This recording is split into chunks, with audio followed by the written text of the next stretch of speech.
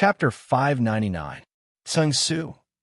After returning to the bedroom, Bei Yunj took a shower, as usual, and read some documents. However, an hour later, Bei Yunj unknowingly picked up her phone and checked the records of Hua Shidu's messages to her. Bei Yunj. Why were they all sent in the morning and afternoon? Was he so busy at night?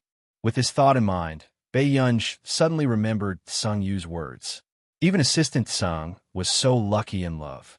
Moreover, this man had always been very attractive. Thinking of this, Bei Yunj's eyes moved. Just as she was about to send a message to Hua Shidu, she suddenly stopped. A moment later, Bei Yunj made a call. After about a minute or two, the other party picked up the call. Yin, what's wrong? The man's low and magnetic voice sounded even more textured through the current, teasing her eardrums. Brother, are you very busy? The man was silent for a moment. Bei Yunj heard him chuckle again. He said, I'm not too busy.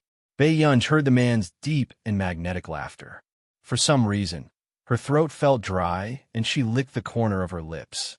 Suddenly, Bei Yunj said without thinking, Brother, can you video call me now? The other party seemed to be silent for a moment. His tone was nonchalant. Now? Can I do it now? When a man heard this, he suddenly lowered his voice and chuckled. Yin. Then Bei Yunj heard him say slowly, Brother, any time is fine. Bei Yunj, this D***Min man was at it again. Give me 2 minutes, then I'll video call you, okay? Bei Yunj suddenly smirked and said with a smile, Older brother can do it now, right? The little girl's meaning was obvious. He had to make a video call to her right now. His Adam's apple bobbed as he chuckled. Yes, Yin is right. Although Washidu did not understand the little girl's thoughts, he could clearly feel that his child was awkward. Not long after, Washidu turned on his computer and sent Bei Yunj a video call invitation. As expected, Bei Yunj quickly agreed to the invitation. However, after the call was connected, the atmosphere in the air froze for a long time. Bei Yunj saw that the man's short hair was wet and his upper body was naked. He seemed to have just changed into a pair of pants, and his firm and sexy 8-pack abs were faintly visible. It was simply too terrible. Bei Yunj, so did Washidu say that he wanted to wait for 2 minutes because he wanted to go and get dressed? The silence did not last long. She said, Brother, dry your hair. The man replied, Yes. The atmosphere was still awkward. The girl's ears gradually turned a faint shade of red. The man's eyes were fixed on her, and he couldn't hide the smile in the depths of his eyes. Yin, can Big Brother go and put on some clothes? All right. Hence, Bei Yunj saw with her own eyes that Washidu took out a black shirt and slowly changed his clothes not far away. The man's lazy yet clean temperament, as well as his well-built waist, simply made people blush and their hearts beat faster. Bei Yunj. Couldn't he avoid the camera? Washidu changed his clothes and returned. He glanced at the little girl wearing silver-rimmed glasses and smiled again. Yin looks good in glasses, too. Bei Yunj accepted the compliment with a clear conscience and asked, When will Big Brother be back? In another week. The emotions in Hua Shidu's eyes flickered, and his magnetic voice was filled with a smile. Did you miss me? Chapter 600. Okay. Bei Yunj responded and could not help but look at the man's impeccable face. She had to admit that every time she saw the man's face, the anger that had just risen in her would disappear completely. Seeing Bei Yunj admit it so straightforwardly, Washidu's Adam's apple bobbed unconsciously. His gaze darkened, and his laughter was a little hoarse. Sometimes, the recklessness and straightforwardness of a young man were the most moving. Suddenly, Bei Yunj saw the man's thin lips curl up. His magnetic voice sounded light and lazy, not hiding the gentleness that made her blush and her heart race. Child, I miss you too. At this moment, Bei Yunj's hand that was holding the pen froze. Her heart was beating wildly. There was a knock on the door. I'll hang up first. After Bei Yunj regained her senses, she immediately wanted to hang up the video call. Even her mind was in a mess. The lethality of this sentence was simply too great. However, suddenly, she saw Washidu open the door and heard the woman's voice. Mr. Hua, I don't think there's hot water in my bathroom. Can you help me take a look? Although it was a foreign language, Bei Yunj understood the woman's intentions very well. However, the man's eyes darkened and he smiled. No need. I happen to have a favor for you. With that said, Bei Yunj did not quite understand what he meant at first. Huashidu's voice was cold and magnetic. It was obvious that he was not easy to seduce. However, the woman did not want to give up. Her coquettish and teasing voice made one's heart itch. Then can I take a shower here, Mr. Hua? At this moment, in a hotel, if there was a problem with the hotel facilities, she would not look for the hotel management, but a stranger for help.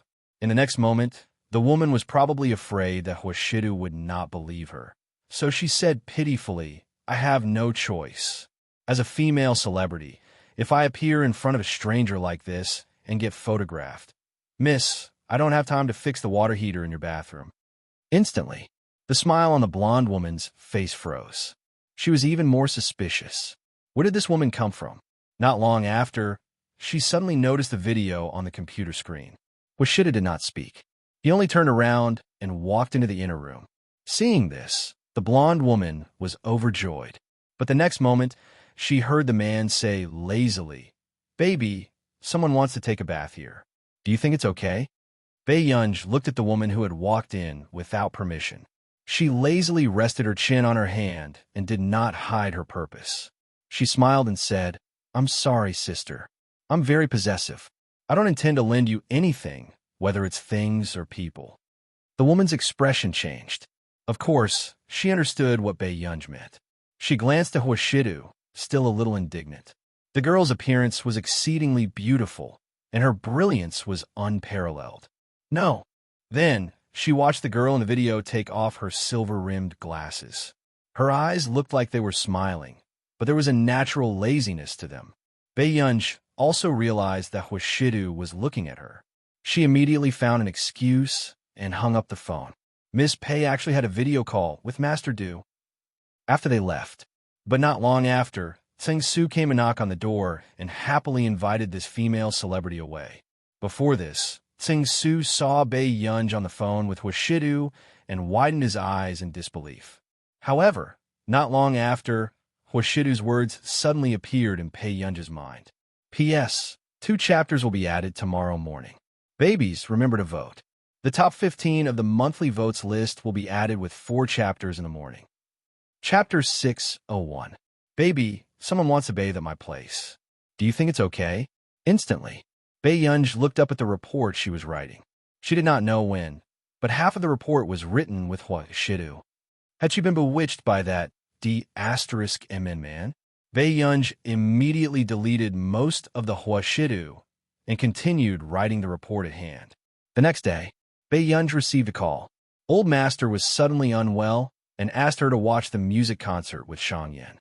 Old Master Qin was worried about Shang Yin going alone. All right, Old Master. Bei Yunj slowly walked downstairs and said leisurely, You're so good to him. I almost suspected that he was your biological grandson. What nonsense are you talking about again? Old Master Qin scolded jokingly, but it was not difficult to hear his indulgence towards a younger generation. All right, let's not talk about it anymore. I'll go pick him up now. Bei Yunj looked at her watch, hung up the phone, and got into the car to go to the hospital. She realized that Shang Yin had already changed his clothes. He was wearing a simple navy blue t-shirt and trousers, making him look even more gentle and elegant. If this person could stand up, he would probably be the most popular person in the world. The nurse came to help me change just now, Shang Yin explained. Bei Yunj nodded and pushed Shang Yin out of the hospital. Along the way, Shang Yin smiled gently. Did Old Master ask you to accompany me?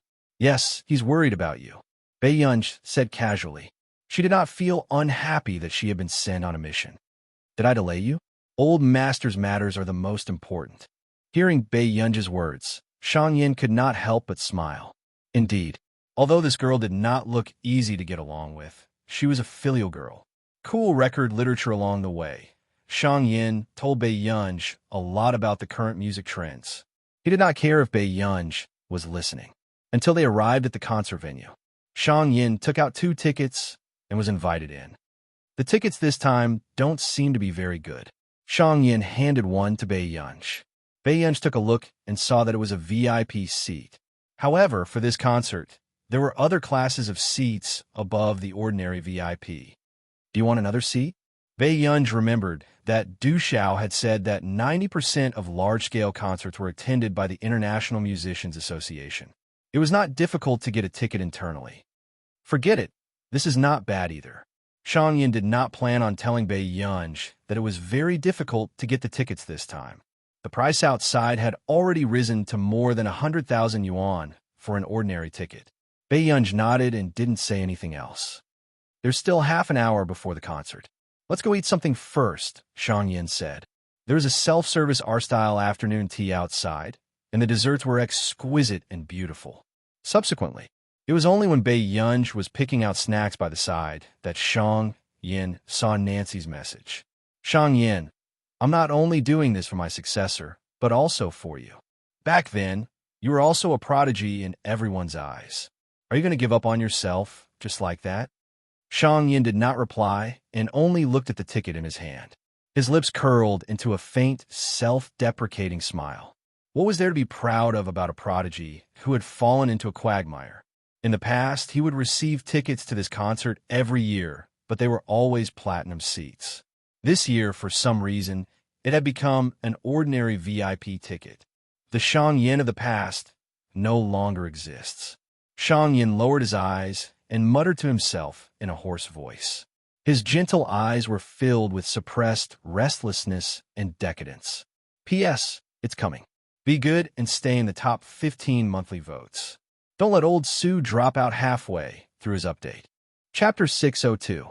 All of a sudden, a clear voice sounded. The current Shang Yin is still Shang Yin. Shang Yin looked up and saw Bei Yunj, who was biting the cake fork, looking at him. She took the fork down and fiddled with the cake in her hand. Shang Yin, it's hard, but get through it. Hearing this, Shang Yin looked at Bei Yunj in front of him. His hand holding the phone inexplicably heated up. Not long after, Bei Yunj and Shang Yin were about to return to the concert. They were almost bumped into by someone who suddenly ran over. Bei Yunj frowned unconsciously. There was a faint coldness in her eyes. Before she looked up, she saw the gorgeously dressed woman in front of her turn her head and sneer at the foreign man who was rushing over. Am I causing trouble for you? The woman pointed at Bei Yunj and questioned the man. This sister should be your type, right? You are rich and powerful. Others may be willing to follow you, but I will never. Her tone was filled with loftiness and arrogance. This scene of expressing her arrogance, as if there was no one else around, made Shang Yin and Bei Yunj's eyes cold. Bei Yunj savored the woman's words and licked her red lips. She smiled carelessly and said, Why do I feel unhappy when I hear this? With that said, the arrogant woman froze for a moment. It was probably the first time she had met someone who said that. She turned her head and saw Bei Yunj's face clearly. Her expression changed immediately. She had always been proud of her looks. Back then, many socialites in Yuncheng had lost her face. Even the eldest daughter of the Song family, who had been praised by everyone, was at most on par with her. But the girl in front of her was the same as her. They were both gorgeous. But compared to this girl, she, who used to brag about her charm, was inexplicably tacky. Even if this girl didn't speak, she had an innate elegance and self-restraint. Ling, the foreign man, immediately stepped forward, grabbed the woman's hand, and apologized to Bei Yunj. I'm very sorry. My friend was reckless and made a fool of himself. The foreign man spoke the language of country A. It seemed that the woman beside him did not understand the language of country R. Tell your friend to be more sensible. Bei Yunj glanced at the woman slowly. The corners of her lips curled up as she said with a lazy smile, If you really have such a backbone, you should take off the string of jewelry around your neck, throw it to the ground, and leave immediately. As soon as he finished speaking, the woman's body froze.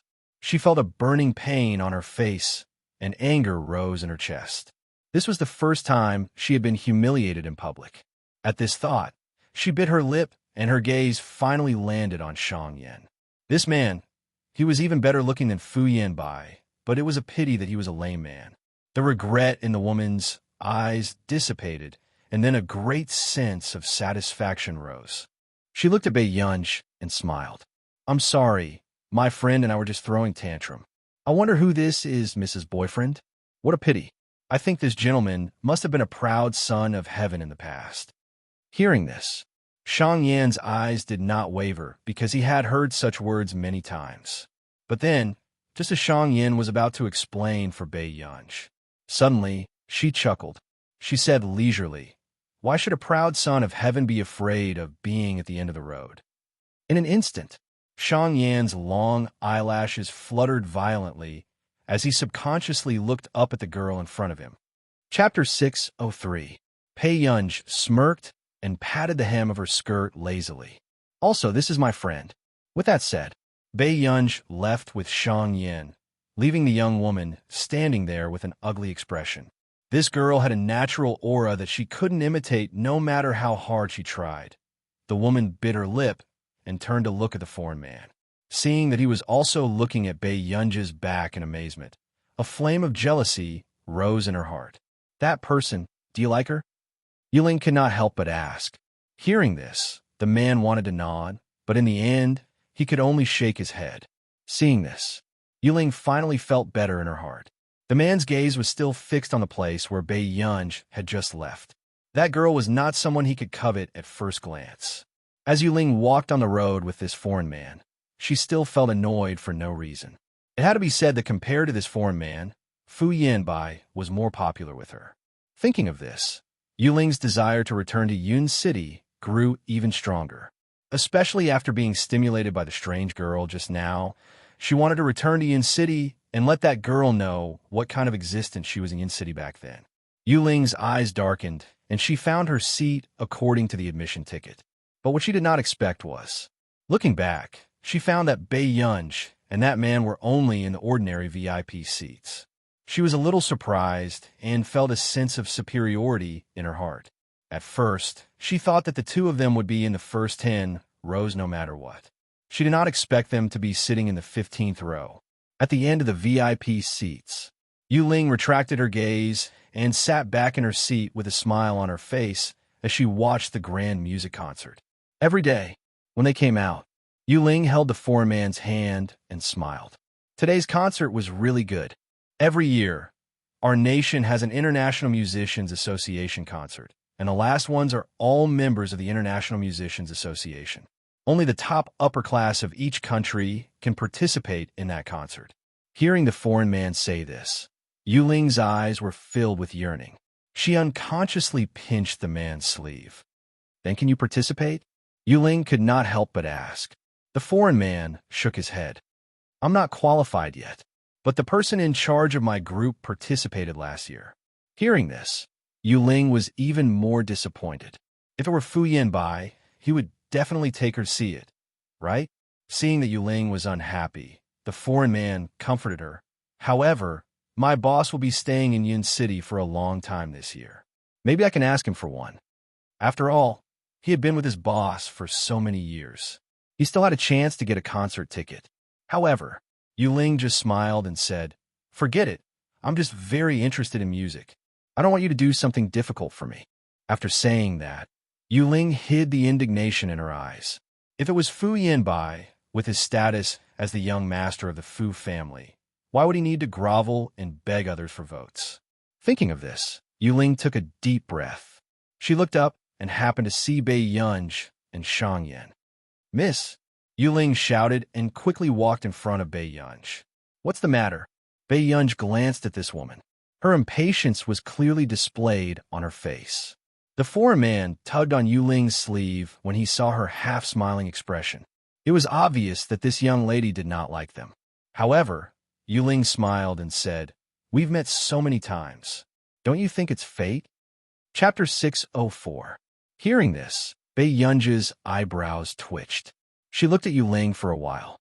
This is the first time I've met someone who doesn't know how to appreciate favors like you. Instantly, the atmosphere was silent and awkward. Yuling was speechless. The foreign man was speechless. Shang Yin suppressed his laughter, his gentle eyes especially making people unable to look away. He could tell that Bei Yunj was not mocking Yuling on purpose. She really felt that way. This made Yuling not know how to reply, for a moment. Miss, are you very prejudiced against me? Yuling forced out a smile. Not really. I don't like others to be an eyesore in front of me. Beiyunj glanced at her and asked Shangyan, are you leaving? Seeing this, Yuling was still blocking Beiyunj, not wanting her to leave with a smile on her face. Miss, actually, I want to be friends with you. Beiyunj licked the corners of her lips and laughed, her gaze turning cold. Miss, do you lack friends so much? Seeing that Beiyunj could barely suppress her coldness, Yuling's suitor hurried forward and said, Miss, don't be angry. I think Yuling might just want to treat you to a meal. With that said, that suitor even turned around and begged Shangyan for help with his eyes. Hearing this, Yuling seemed to have thought of something as a dark look flashed past her eyes. She started to show weakness. Yes, miss, I don't have any ill intentions. With that said, Yuling bit her lip and looked at Shangyan. Beiyunj raised an eyebrow. Shangyan, then, before Beiyunj could say anything, Shangyan said, Yunj, do you have time? If you do, we can go for a meal together. Beiyunj glanced at Shangyan. She was not interested in such activities.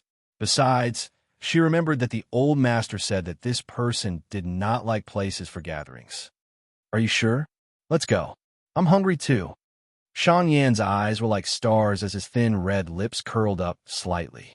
She had a gentle temperament, but it always made people feel shocked. Yu Ling and the others were preparing to attend a party nearby, which wasn't too far away. On the road, Shangyan unlocked his phone and saw countless messages from Nancy. He didn't scroll up, but he roughly saw a few lines of content.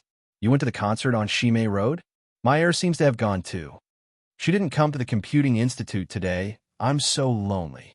Speaking of which, she doesn't talk to me when she's around. Although Argur is only a high school student, she's really quite pretty. I guarantee that she'll be the prettiest one at the concert. Guh. Shangyan's brows twitched as he looked at Beiyunj. Did you just call me? Beiyunj turned around and asked. Shangyan looked at her without saying anything. Beiyunj thought that she had heard it wrong, so she didn't pay much attention to it. At this moment, Shangyan was silent for a moment before sending Nancy a message. S.Y. Beiyunj. A few seconds later, Nancy.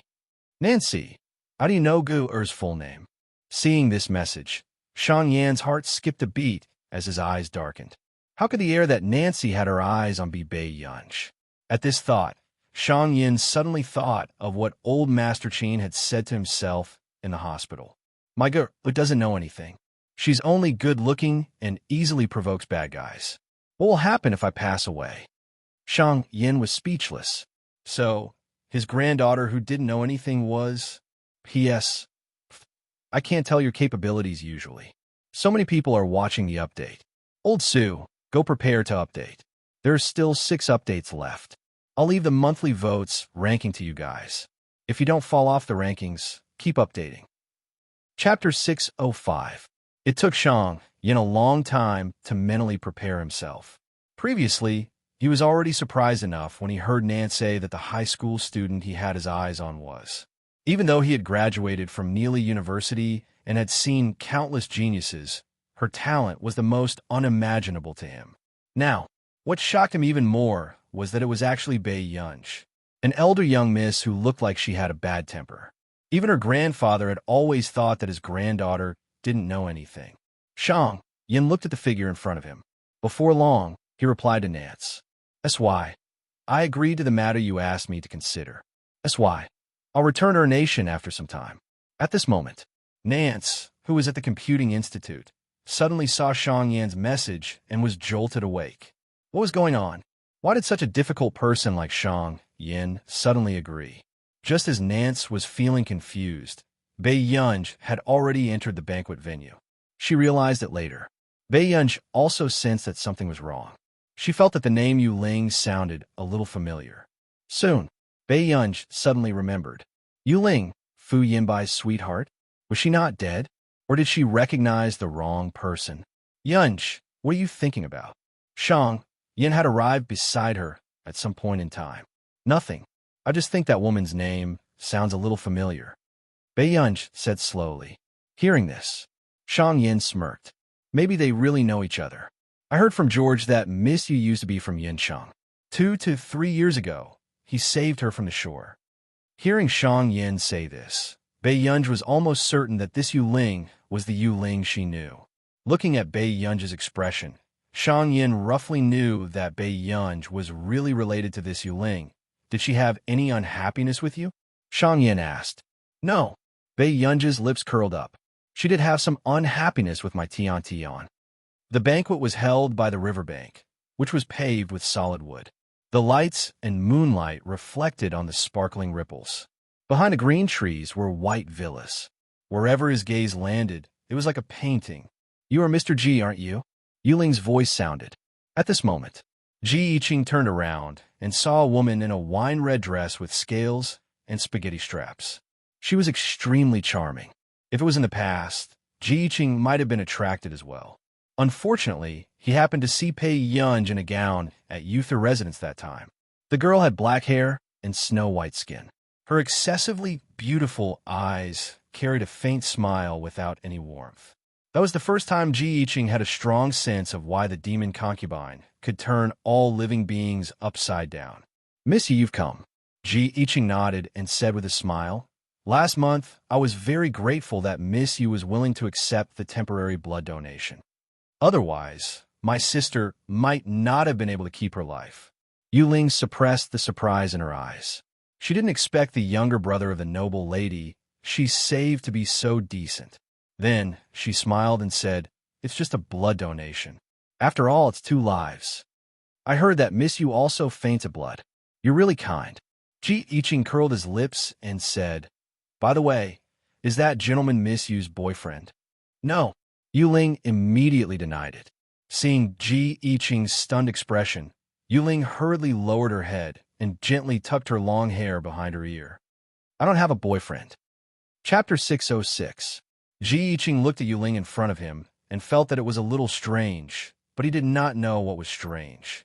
He could only nod.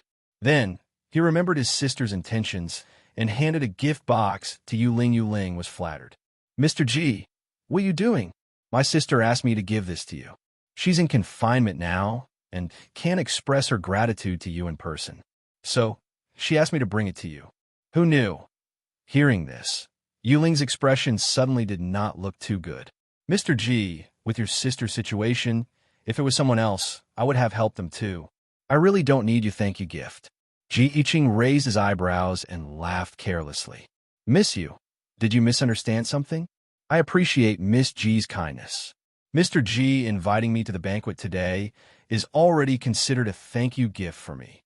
Yu Ling insisted.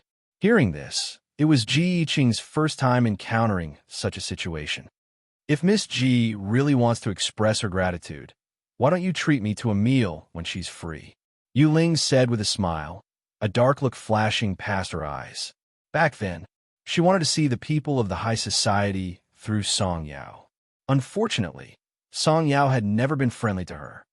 All right, then I'll deal with this thank you gift separately. Ji Yiqing nodded and did not forget to say with a smile, If Miss Yu needs any help in the future, you can look for me too. Hearing this, Yu Ling's heart beat faster and her cheeks flushed slightly.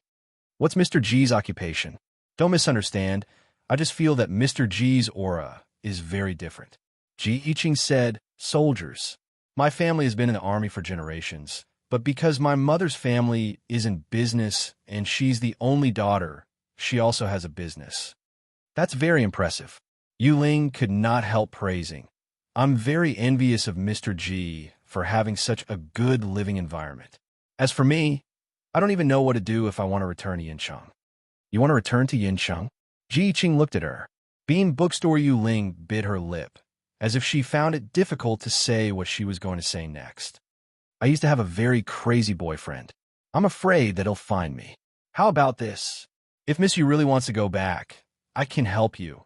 Just as Ji Yiqing was halfway through speaking, he glanced around from the corner of his eye and happened to see a familiar person. When Yu Ling saw that Ji Yiqing had suddenly stopped speaking halfway, she subconsciously looked back. But to her surprise, the man was looking at Bei Yunj in the middle of their conversation. Yu Ling's expression changed. She forced a smile and deliberately asked, Does Mr. Jean know that young lady? I met that lady on the road today. The man in the wheelchair next to her might be her boyfriend? He's not. After Ji Yiqing finished speaking, he walked towards Bei Yunj without waiting for Yu Ling to continue speaking. This almost caused Yu Ling's face to darken. Ling, does Mr. Ji know that young lady? I don't know. Yu Ling's face was cold as she followed him and ignored George. At this time, Bei Yunj heard a familiar voice. Why is Miss Pei here? Bei Yunj turned around and saw Ji Yiqing. Let's eat, she said. Ji Yiqing. This person didn't seem to know that this was a banquet hosted by the Ji family. What was wrong with Master Du? He didn't even give a young lady food? Does your brother know that you're eating at my house? Ji Yiqing asked with a smile. Chapter 607. Bei Yunj paused. Your house. Ji Yiqing nodded, then looked down at the gift box and casually stuffed it to Bei Yunj. Take it. Bei Yunj frowned unconsciously.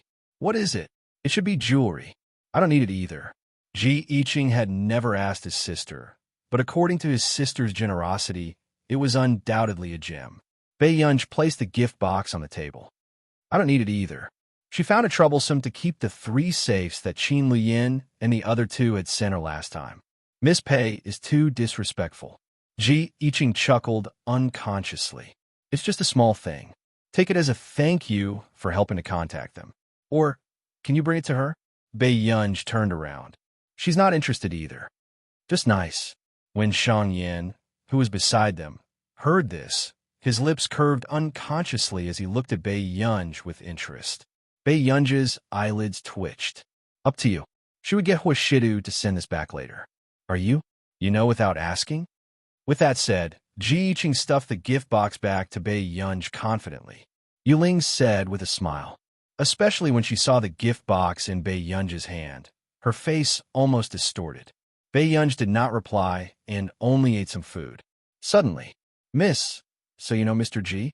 She never thought that Ji Yiqing would turn around and give Bei Yunj the thank you gift that she had decisively rejected. However, Bei Yunj was not embarrassed at all. I know her, Ji Yiqing answered casually. However, Yu Ling could not help but glance at Bei Yunj, her tone inexplicably strange. Miss Pei is really popular. I'm afraid people give you gifts everywhere you go, right? Shang Yin said. I heard that your brothers gave you a safe of jewelry each. Is that true? I think so. One of them is filled with antiques. Instead, she placed the gift box on the table and ate her snacks. All of a sudden, Qin Luyin and the rest. I heard that the Qin family has been in the limelight recently. I don't know why, but EG Corporation is in a hurry to cooperate. The Qin family also has a very mysterious and powerful hacker. Ji Yiqing said with a smile. Miss Pei's 3 brothers are all amazing. Bei Yunj's casual words made Yu Ling's expression freeze. Did this girl's brother give her an entire safe when he bought jewelry? The Qin Corporation that cooperated with EG? Previously, she had heard George mention that this was a new force that was at the peak of its power. At this moment, Yu Ling, who was by the side, practically froze all over. Qin Lang? Yu Ling asked with a stiff voice. How could he be this girl's brother? I know that it's unlikely for your brother to have a girlfriend. What about Qin Yu and Qin? And Bei is Kate. Ji Yiqing was still excited when he talked about Bei Yunj's family. Were these 2 people the ones she knew? Miss, you should have left country for some time. On the other hand, Yu Ling's mentality almost twisted as an indescribable jealousy spread. Back then, she thought that Song Yao was already a rich young lady that everyone envied. If she could win against Song Yao, she already had the ability to make people envious. But what was wrong with this girl? P.S. There are still 3 chapters left. Be obedient and remember to vote. Chapter 608. Why did someone have everything the moment they were born?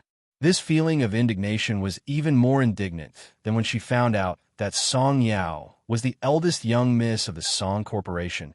Bei Yunj was not interested in the conversation around her. She turned around. When are you going back? I'll send you back first. Shang Yin shook his head and smiled. I've already called someone to pick me up.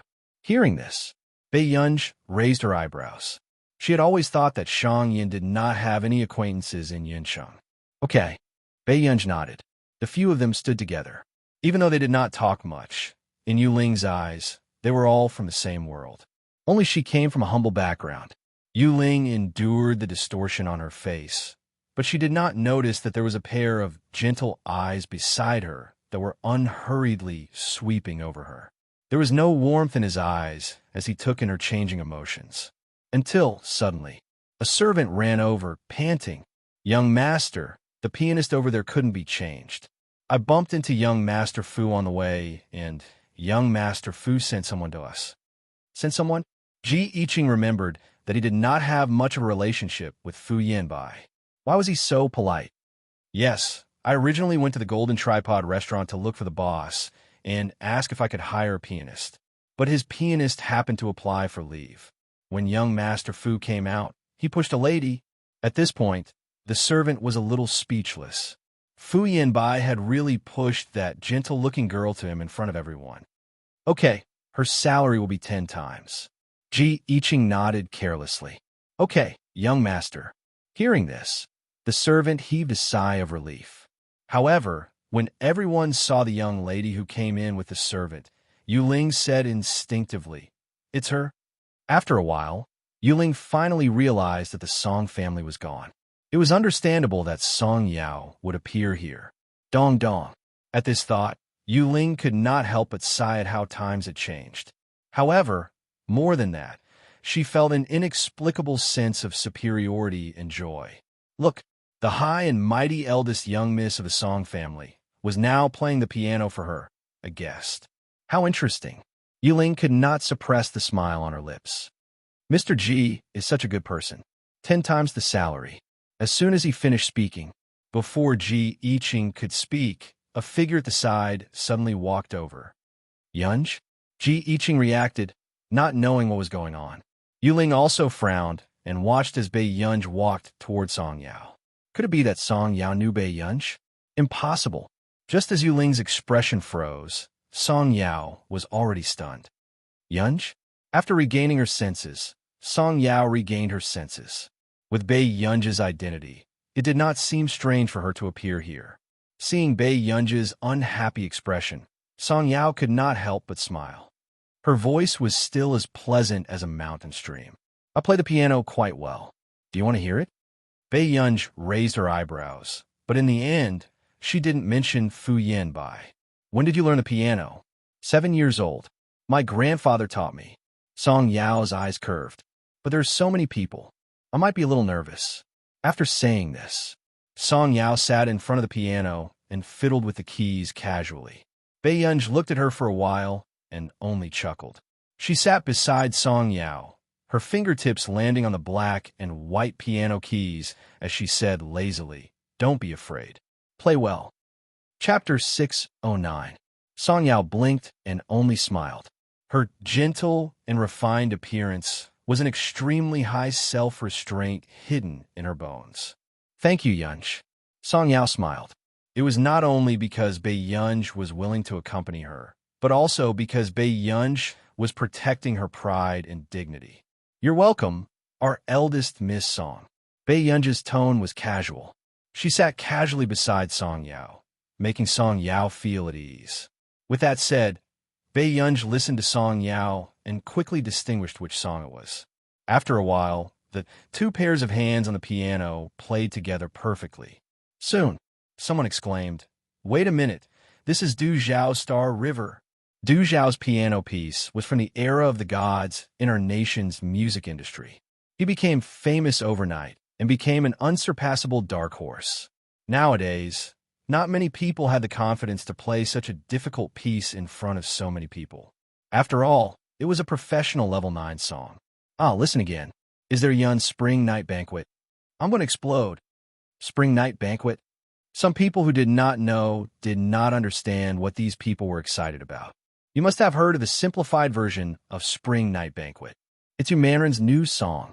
However, Spring Night Banquet is considered Yun's assignment to the International Musicians Association. It's simply a perfect assignment for the International Musicians Association. The girl said excitedly, "I also heard that it seems like it's because old Mr. Du Xiao has always admired the national style and expressed that he hoped that YUN would create a national style composition. That's why there was this spring night banquet. The original song is too magnificent and shocking. It's like a reappearance of the ancient dynasty. Other than her professionalism, even the simplified version of Yu Manrin's lyrics was written by Yun herself. My professional professor said that this is the benchmark of the national style. The amateurs who did not know much shut up. However, it sounded very godlike. This young lady is so amazing. She actually changed Spring Night Banquet to this, with River as the main theme. The style is harmonious and complements each other. At this thought, the girls suddenly felt very sad. No way. A big boss of this level is playing the piano at a banquet? What about me?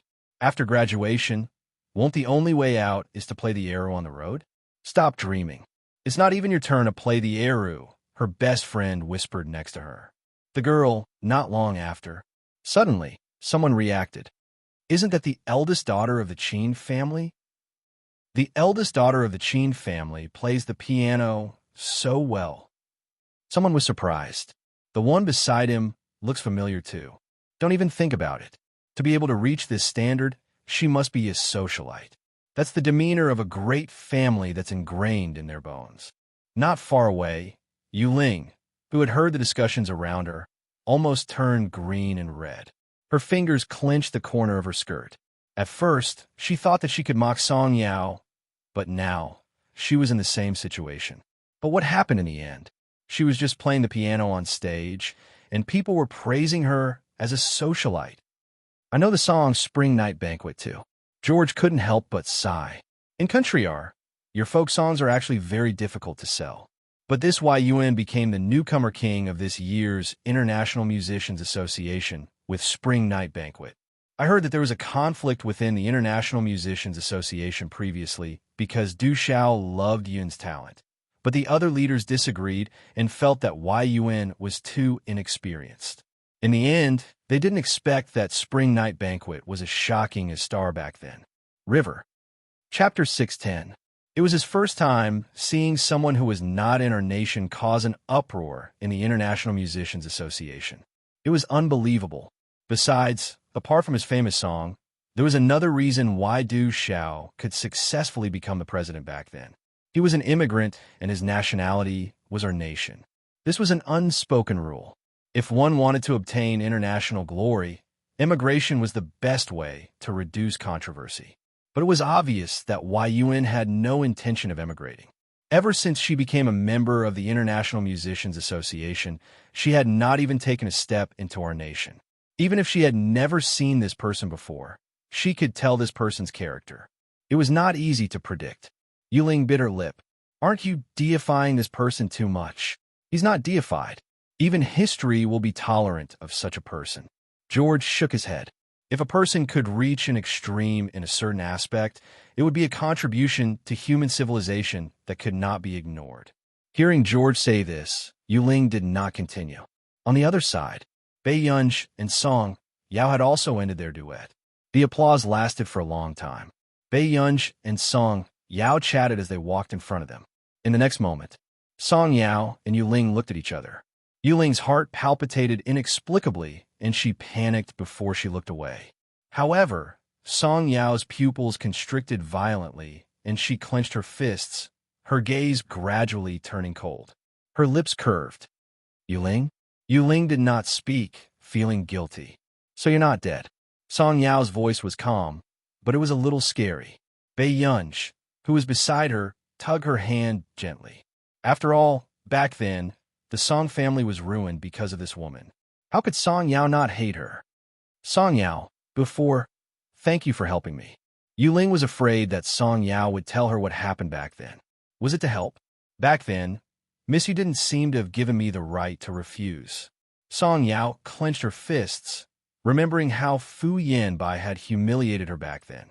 Song Yao, but weren't we friends back then? Yuling bit her lip, afraid that Song Yao would expose her in front of Ji Yiqing. I thought you wouldn't blame me. However, when Ji Yiqing heard this, he unconsciously frowned, and his gaze towards Yuling also became colder. How would I dare to be friend with Miss Yu? Song Yao smiled. Her exquisite eyes were less delicate and more tenacious. I will make them pay for this. Song Yao curved her lips, her eyes filled with coldness.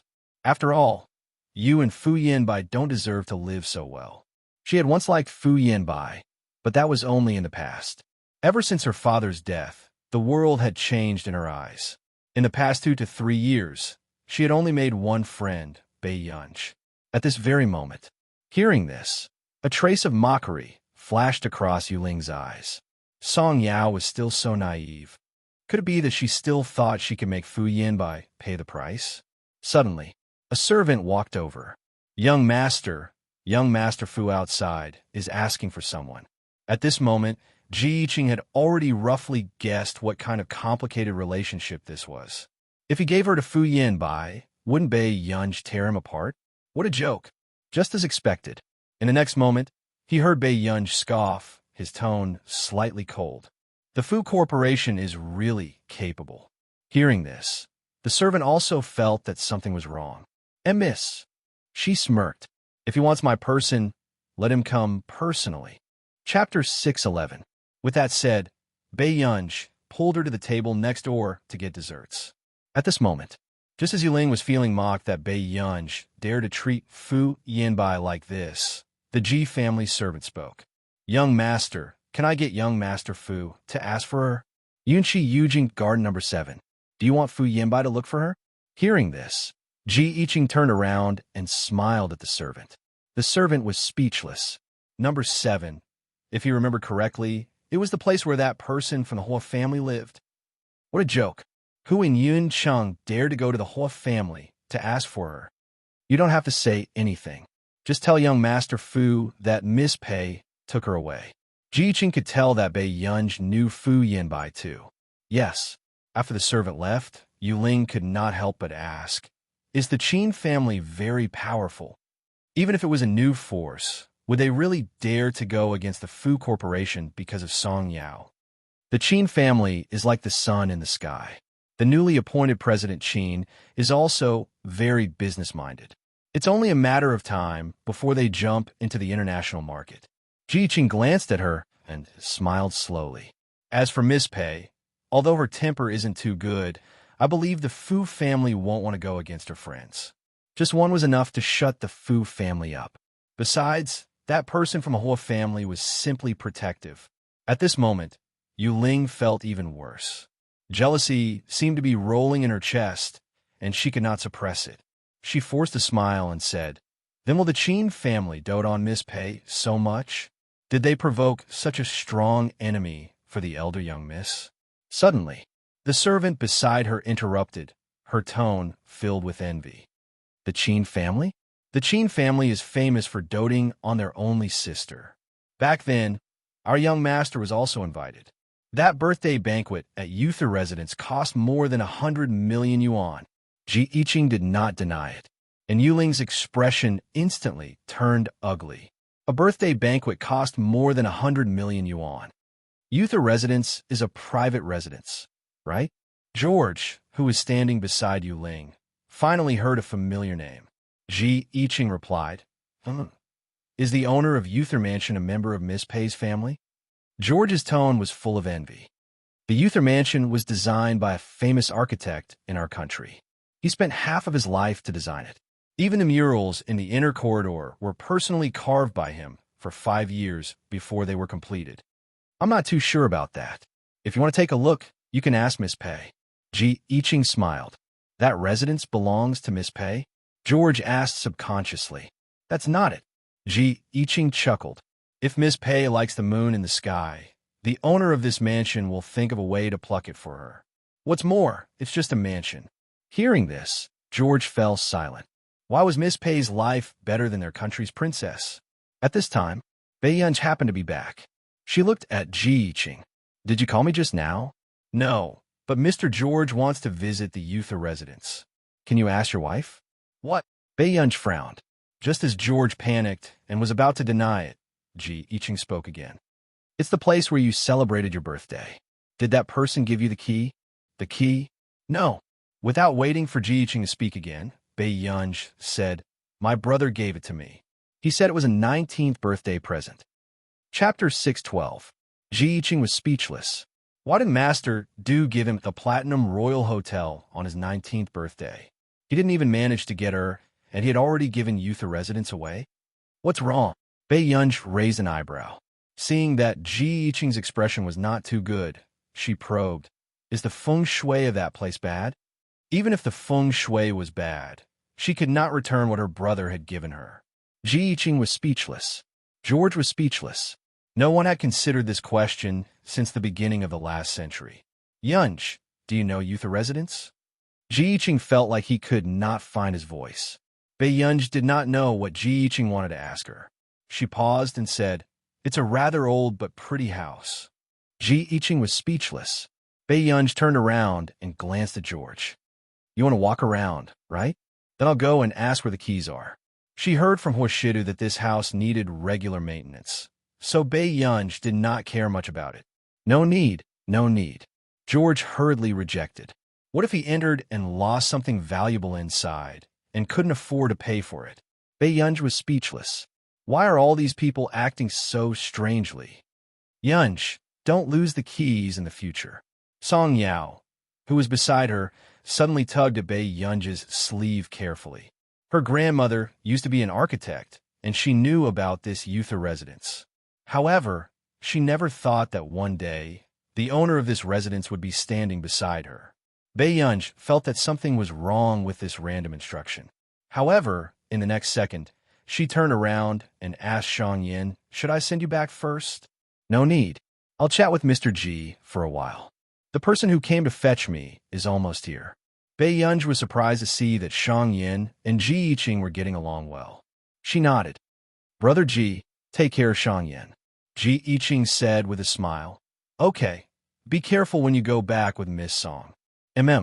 After Bei Yunj and Song Yao left, Shang Yin smiled. "Mr. Ji's wine is very good. It's good that Mr. Shang likes it." Ji Yiqing smiled calmly. He had deliberately mentioned Huashidu just now. Clearly, he was afraid that Shang Yin would have feelings for Bei Yunj and wanted Shang Yin to retreat. Shang Yin's fair and slender hands held the wine glass as he looked at the red wine inside. "I do like it very much, but I also know that my body can't bear this love." With that said, Shang Yin placed the wine glass on the table. At this moment, only Ji Yiqing knew that Shang Yin was not talking about wine. Ji Yiqing's eyes darkened. He only laughed and didn't say anything. And not long after, suddenly, a young man that Ji Yiqing found familiar walked over. He called out respectfully, but it was not difficult to hear the excitement and nervousness in his voice. "President Shang, Nieyu." A hint of surprise flashed across Ji Yiqing's eyes. Wasn't this the assistant to the top decision-maker of Higgins Group a few years ago? Nieyu was stunned for a moment before he recognized Ji Yiqing. He smiled and said, "So, it's Mr. Ji. You know each other?" Ji Yiqing asked. "This is my boss." Nieyu nodded. When Ji Yiqing heard this, he was stunned. So this man in the wheelchair was one of the top decision-makers of Higgins Group back then. Chapter 613. Ji Yiqing suddenly felt that Shang Yan's conditions were not bad, if nothing happened to his leg. "Mr. Ji, my people are here too. Let's meet again in the future." Shang Yan smiled. "Mr. Shang, have you not been a country or in the past few years?" Ji Yiqing asked. After all, he had not heard much about this person in the industry in the past few years. "Yes, I'll be going back in a while." Shang Yan's words also shocked Nieyu, who was pushing the wheelchair behind him. Was President Shang finally willing to come back? In the past, no matter what he said, Shang Yin was unwilling to hear any more news from Country R. He thought that it would be difficult for him to see Shang Yin pull himself together in this lifetime. At this moment, Yu Ling, who was observing from the side, also sensed that this man in the wheelchair probably had an extraordinary identity. She clenched her fists instinctively, her nails almost digging into her flesh. She bit her lower lip tightly, and her eyes were dark. God was really unfair. Why was it that a person like Bei Yunj's life was so smooth? She could get what she wanted with just a curl of her finger? What about her? Her mother had passed away, and her father was only a high school teacher.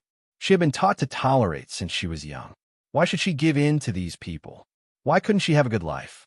At this thought, Yuling's jealousy almost swallowed her rationality, and her expression was a little ferocious. No. Back then, if she could snatch everything from Song Yao, she could also snatch everything from Bei Yunj. On the way, are you unhappy? Potato asked.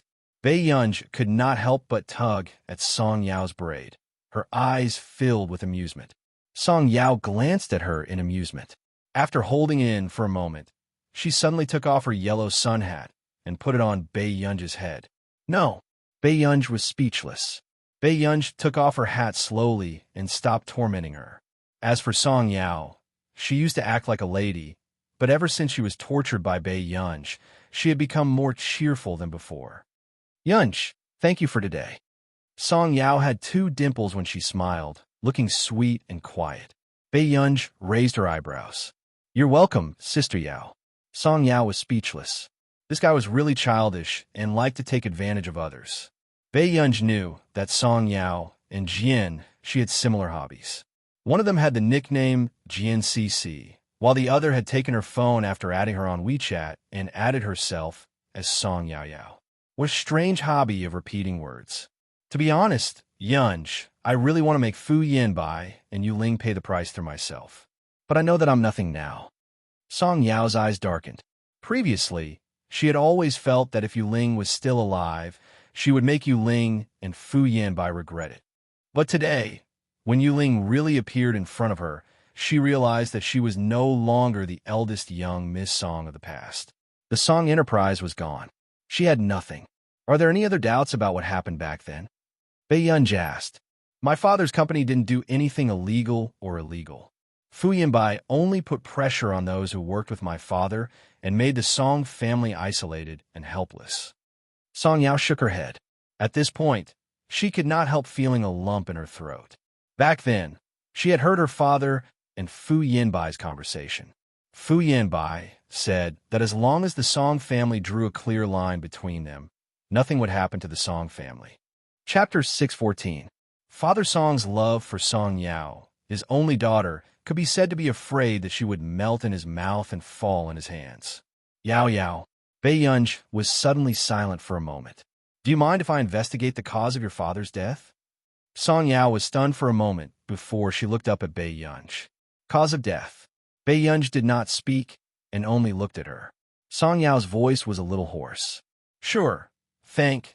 Bei Yunj covered half of Song Yao's head with the sun hat and covered her face. I'll stand with you for a while. I'll send you home later in case anything's too much.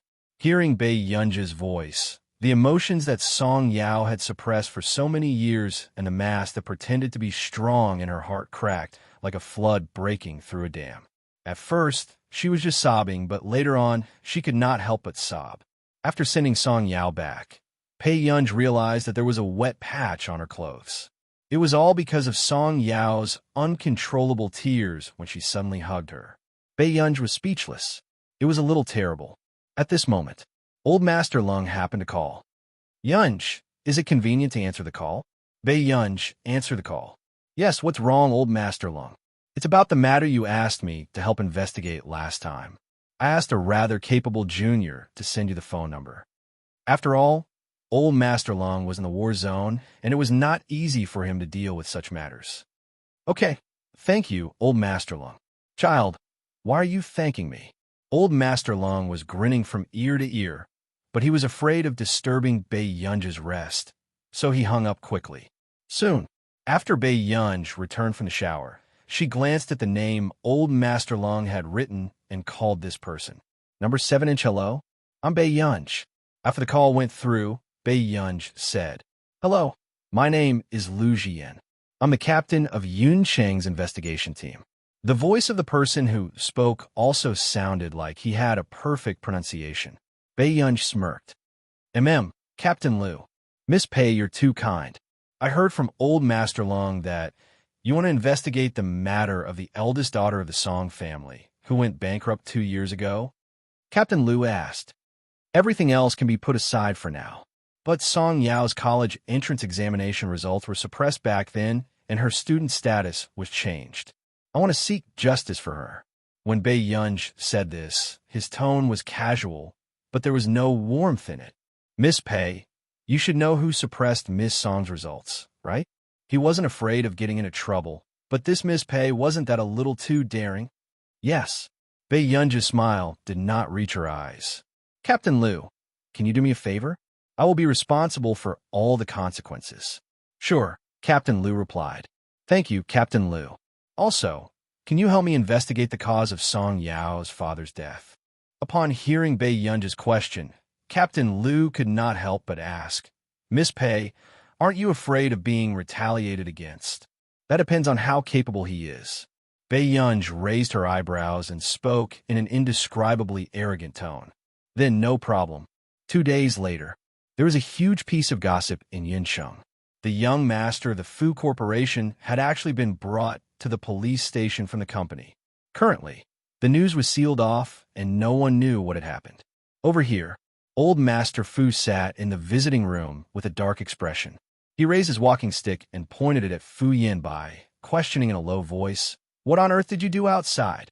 He had asked several old friends, but none of them could get Fu Yanbai out. Chapter 6:15. Fu Yanbai's expression was also cold. From the moment he entered the police station, he had figured out who the person who did this was. Other than Bei Yunji, no one was willing to do this for Song Yao. He really did not expect Huashidu to dote on Bei Yunji so much. Fu Yanbai had always felt that Huashidu must have instructed him to do this. Song Yao killed Yu Ling, so I'm asking Song Yao to pay the debt. Fu Yanbai said expressionlessly. When old Master Fu heard this, he was so angry that he slammed the table and stood up, slapping Fu Yanbai. This commotion was not small, and it scared the office staff standing by the side. There was also a very red palm print on Fu Yanbai's fair and handsome face. Old Master Fu really did not show any mercy. So you were the one who did this to the Song family. For that indecent woman? Old Master Fu was trembling with anger as he questioned. Previously, he had heard his Mahjong friend say that something was wrong with the Song family, but he did not understand what they meant. But now he understood. This bastard did all of this. Is that you woman worth you doing this? What did you do to Song Yao? Her college entrance examination results are gone. I was the one who made her go from year 3 to year 2. At this point, Fu Yanbai suddenly smirked sarcastically. If it wasn't for this, I wouldn't have planned to let her graduate. He knew that Song Yao would not give up on studying. Her pursuit was the academic circle. Therefore, he wanted to see how Song Yao stopped at the last step and had no choice but to give up everything. You're a man, and you did such a thing to a young girl? Old Master Fu felt that his heart was beating too fast, and he was about to faint from anger at this bastard. If it wasn't for her, Yuling wouldn't have jumped into the sea. Fu Yanbai still did not think that he was wrong. However, old Master Fu really wanted to strangle this stubborn bastard to death with his own hands. Do you know what the people I found told me? At most, they'll reduce your sentence and let you go to jail for 1 year less. Grandpa, Huashida did this. Of course, it's useless for you to find someone else. Fu Yanbai's eyes darkened.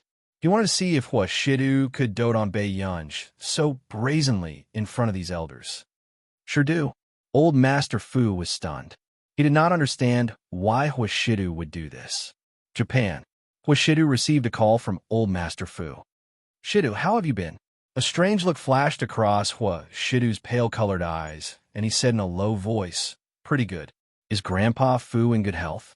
And if Fu Yanbai doesn't do such beastly things, I can also live a long life. Huashida smiled. What happened?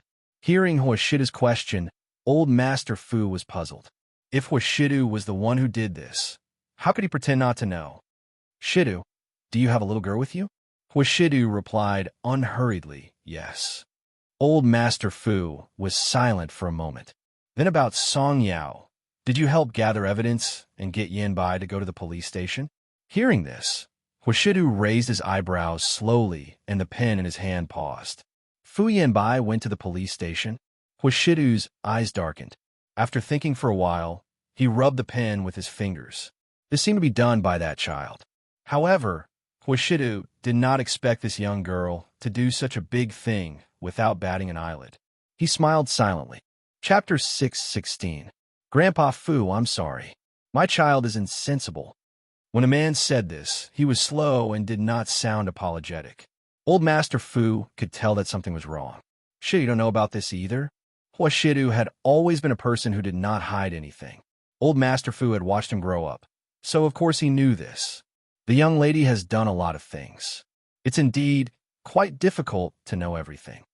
Although he said that, it was not difficult for Old Master Fu to hear the doting tone in his voice.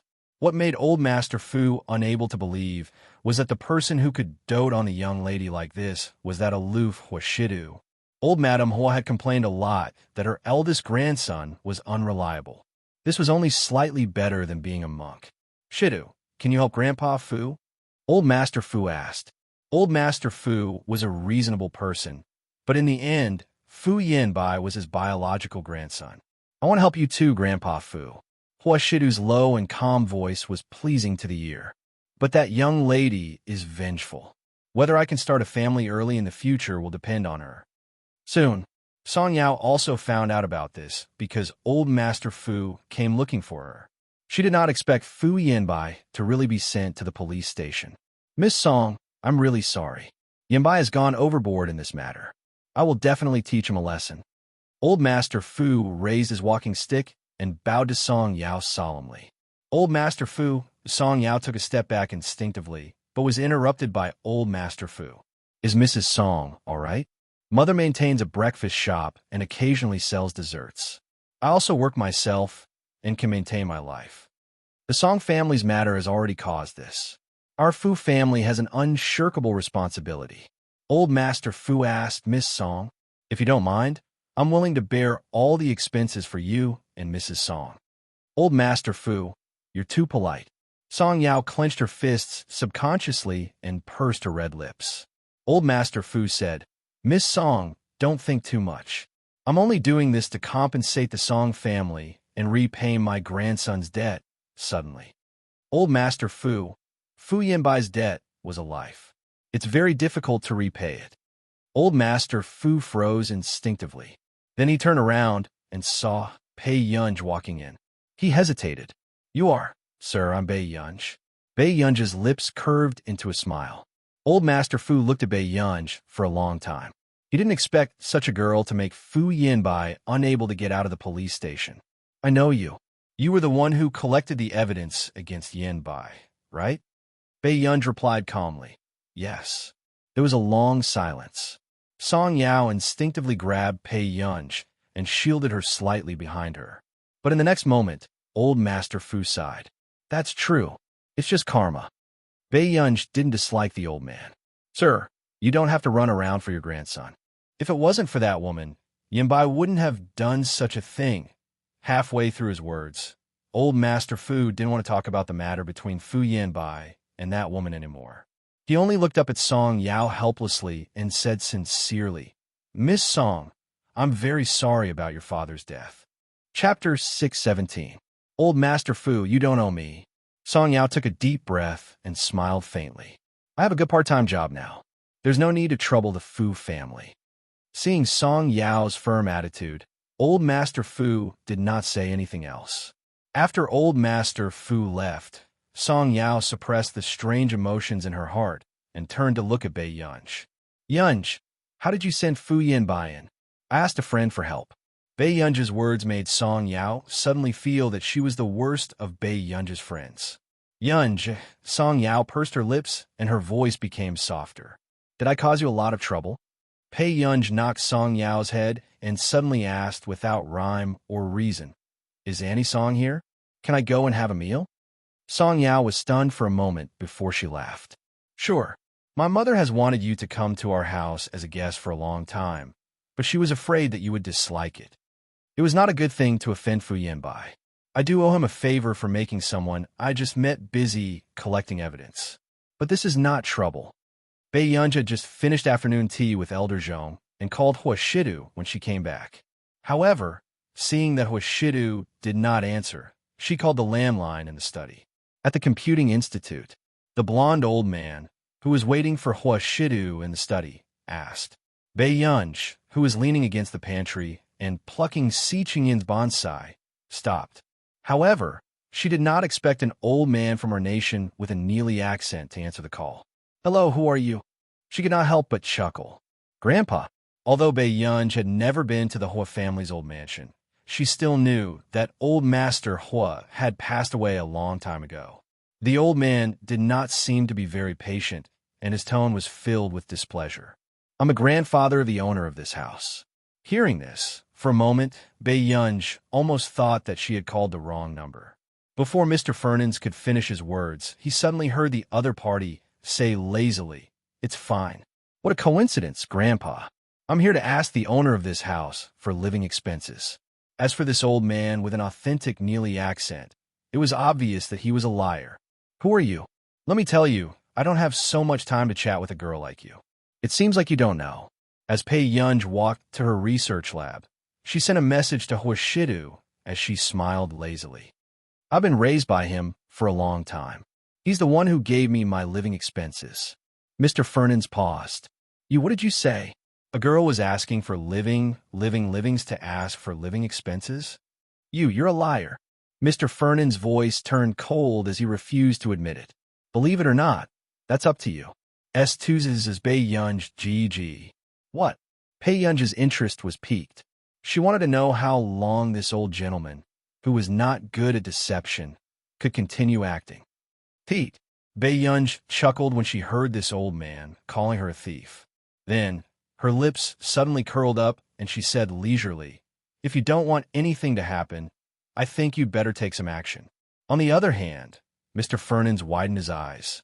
He could not believe that this young lady had made extortion sound so fresh and refined. Shouldn't most young ladies think about how to get his approval first? Why did she start extorting him directly? Chapter 618. Little girl, aren't you too short-sighted? Do you know how rich I am? The old man asked in disbelief. Bei Yunj smiled when she heard that. After she sent the message, she started to write the experiment report. "We young people are only interested in earning quick money." The old man was speechless. "Think carefully, Grandpa." With that, Bei Yunj hung up the phone and looked at the message she had sent to Horshidu. However, she guessed that he was still in a meeting and did not see it. The security system is too lousy. Bei Yunj objectively evaluated the hotel Horshidu was staying at. At this moment, old Mr. Fernandes, who was sitting in Neely Hotel, felt that he had fallen into the number one crisis of his old age. He really did not expect that the biological grandson he was most proud of would actually do such a thing, although it was not uncommon to keep young girls as mistresses in the industry. But if it was exposed, it would still have a certain impact. "Nosai, did you hear that?" The old man thought of this and looked anxiously at his old butler. "That, old sir. After all, Mr. Horshidu is just a young man full of vigor. Actually, this is very normal." Nosai said softly. You're right. The old man nodded. Not long after, he immediately grabbed Nosai's hand. "Nosai, quick, send a message to this girl and ask her for her bank account number." "Are you planning to?" Nosai hesitated for a moment. There were 7 biological grandsons in the family, but the only one who could make the old man take the initiative to pay hush money was probably Mr. Huashidu, who had the worst relationship with the old man. "Aren't you talking nonsense? Shidu's reputation is very important." Hearing that, Nosai quickly sent a message to Bei Yunj. At this moment, 27KK Bei Yunj was still writing a report and did not read the message. But a few minutes later, Bei Yunj's phone kept ringing with unknown calls. Bei Yunj's eyebrows moved, and she picked it up without looking. "Who is it?" The old man could not wait any longer and snatched the phone from Nosai. "Give me your bank account number." After that, the old man immediately hung up the phone, as if he didn't want to say another word to Bei Yunj. Bei Yunj? ? Were scammers nowadays so competitive? Bei Yunj laughed, leaned back in the chair, and slowly sent the card number over. Si Chingyan, who was passing by, glanced at Bei Yunj, whose eyes were curved, and felt a chill run down his spine. The last time Bei Yunj smiled at him like that, his half-year prize had been taken away by Bei Yunj. At the thought of this, Si Chingyan hurriedly went to the pantry, not daring to stay in this troublesome place. In the research room, Bei Yunj had just finished writing her report when she saw several text messages. Your debit card ending with XXXX received 10 million yuan at 14:30 on October 5th. Your savings card ending with XXXX received 100 million yuan at 14:32 on October 5th. Your savings card ending with XXXX received 100 million yuan at 14:35 on October 5th. Bei Yunj. We're all scammers these days, so sincere. After coming back to her senses, Bei Yunj was about to make a call when she received several text messages from unknown numbers. How much is your annual living expenses? I'll give my grandson this much in advance. Is a year enough? Bei Yunj. At this moment, Bei Yunj vaguely felt that she had gone overboard again. On Neely's side. Chapter 619. The old man had even told his grandchildren in the past that if anyone brought up the matter of their lover, he would not have a grandson. But in the end, he had to pay for his favorite grandson's living expenses to keep the little girl. Did I give too little? The old man could not help but ask No Sai. Does this amount not match the value of our Fernan's family? I don't think that's the problem. It was unknown if the old man had heard him, but he nodded to himself and said, Anyway, Shida doesn't seem to be planning to get married. It's fine to have a little girl by his side. If what she wanted was money, then this relationship would be very strong. After all, our Fernan's family has plenty of money. Then, the old man came to a realization and was pleasantly surprised. Then, didn't I buy Shidu a love that will never be lost? No Sai, was he crazy, or was the old man crazy? Old man, you. Before No Sai could finish speaking, he suddenly received a text message on his phone. Old man, I'm sorry. I was joking with you just now. As soon as he saw this message clearly, No Sai saw that the money that he had just transferred to Bei Yunj had been transferred back. This speed was even faster than when they had just transferred the money. But how did Bei Yunj know their bank information? Just as No Sai was thinking about this question, the old man's expression changed. He asked solemnly, Does she really think it's too little? No Sai hurriedly said, Old man, don't be anxious. Let me ask. Hurry, hurry, hurry. The old man urged nervously. On the other side, although Bei Yunj felt that this old man was quite strange, he did not seem like someone who would steal, so she did not care much. Ran one, however. Not long after, Bei Yunj turned around and saw the old man sending money crazily. It was as if the 9-digit number was just a number to him. Bei Yunj. Looking at the endless transfer records, Bei Yunj's eyelids twitched, and she immediately turned on her computer. A few minutes later, Norsey received a phone call. After hanging up, he said to the old man, Sir, there seems to be a problem with our account at the bank. We can't transfer the money to that lady. Why is there a problem now? The old man frowned unhappily. Maybe it was a little too much just now. Notch's eyelids twitched. The living expenses that old Mr. gave that little girl were several times more than the living expenses of his own young master and young mistress. Yet, he still felt that it wasn't enough. Why didn't he let Mr. Huashidu and that little girl get married on the spot?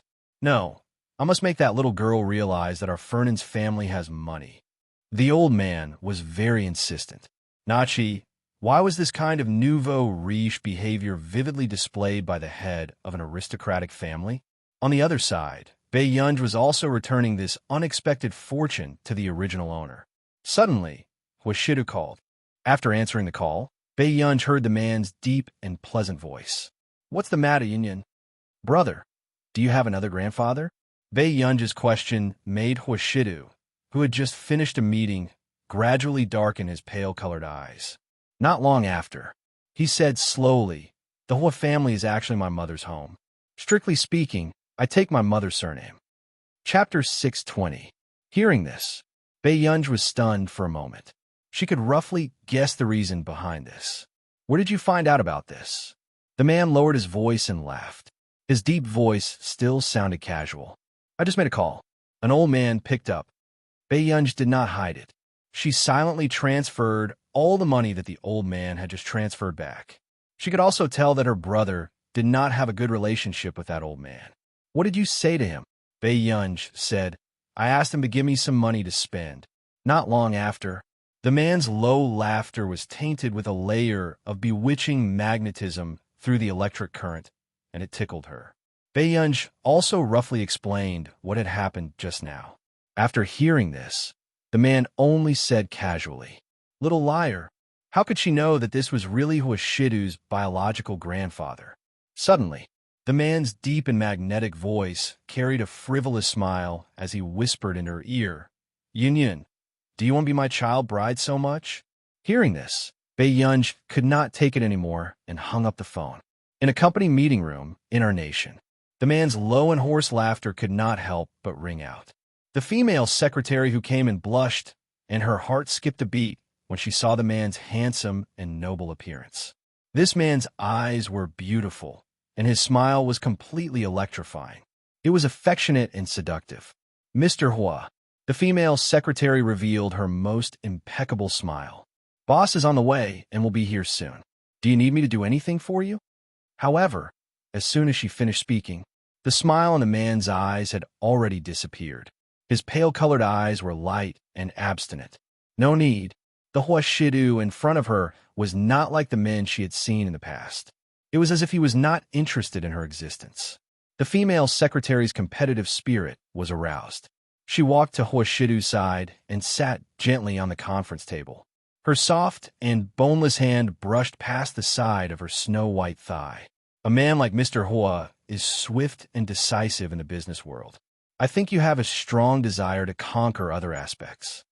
The female secretary's voice was low and gentle, as if she was flirting. If it was someone else, she would have already used the tip of her shoe to lightly rub against the man's trousers. However, she felt an inexplicable sense of fear towards this man. He always felt that it was unattainable. If this is EOM's cooperative attitude, we can tell Hamo not to come here. Huashidu suddenly stood up. His tone was light and lazy, but his eyes were cold and distant. Hearing this, the female secretary panicked, and her expression changed drastically. "Mr. Hua, I didn't mean that." She had heard that Mr. Hua was a very clean and honest person. But did he really not need any consolation when he was alone in a foreign land? "Miss, isn't it time for you to leave?" At this moment, Sung Su walked in and asked with a smile, "What the hell?" In Yunxing, she had to guard against those women with bad intentions. In Neely, these women were even bolder. "I'm sorry, Mr. Hua, Sung Su quickly interrupted her with a smile. "Madam, President Hua doesn't like to be disturbed." The woman's expression changed. Without saying anything, she walked out. "Did you let her in just now?" Huashidu's voice sounded unhurriedly. Chapter 6:21. "I hired you to work here to be a door god." Sung Su could not refute for a moment. After struggling for a moment, he could only accept his fate. "Master Du, this won't happen again." Huashidu glanced at him casually and did not say anything else. 2 days later, 5 in the morning, Yunj had just gone downstairs to get some water and stood in front of the dining table when she suddenly saw the man walking in. She was stunned. Brother, Huashidu had just gotten off the plane when he returned. He saw that the young lady was wearing a spaghetti dress, and her black hair was draped lazily over her shoulders. She was not afraid of catching a cold at all. "Yin, you still did a lot of things when I wasn't around." The man curled his lips and took a thin blanket from the sofa. He covered the girl's shoulders and rubbed her head as a punishment. Yunj put down the glass of water. "Are you talking about the Fu Corporation? I heard from Grandpa, Fu, that you got Fu Yanbai involved," Huashidu said slowly. She could not tell if he was unhappy. "Yes." Yunj's eyes were clear, and she did not hide it. "Don't let Fu Yanbai's matter affect the Fu Corporation." The man reached out casually and pinched her cheek. His low and magnetic voice was lazy. He might not be the one to inherit it. Yunj was stunned. Are there any other heirs to the Fu Corporation? Wasn't Fu Yanbai the only child? There's also an illegitimate child, Huashidu said casually. Yunj understood. Old Master Fu doesn't have any intention of changing the heir, right? Let's see if that illegitimate child has some ability. Yunj had always thought that if Huashidu knew about this, he would probably ask her to stop. However, she did not expect Huashidu to help her instead. "Brother, are you planning to help that person?" Yunj asked. "The Fu Corporation has to be kept. As for who inherits it, it has nothing to do with me." Huashidu's thin red lips curled into a casual smile as he scratched her chin. At the Computing Institute, Bei Yunj spent the next 2 weeks preparing for a new project. Seeing that the door to Bei Yunj's research lab was tightly shut, Si Qian, who was in the courtyard, could not help but take a few more glances. "What are you looking at?" Zhong Shenglin patted Si Qian's shoulder and asked in confusion. "No, I just can't imagine that someone of Master Pei's age can be so crazy when it comes to research." Si Qian couldn't help but admire him. Wasn't this patience a little too good? It had been more than 2 weeks. When he met Bei Yunj on the road, she didn't say a word. She seemed to be thinking about her research project. Before he could say anything, the man had already returned to the research room. "You're the one who jumps up and down like a monkey every day. How dare you say that she's crazy?" Zhong Shenglin had always been biased. He started to compare Bei Yunj and Si Qingyan the moment they disagreed. Si Qingyan was speechless. After he finished a project, he would have to rest for at least 3 months. He was not like this person, who continuously worked on the next project. However, Yunj is still young. It's not appropriate for her to stay in the research room all the time. Zhong Shenglin frowned and said worriedly, "Then how about this?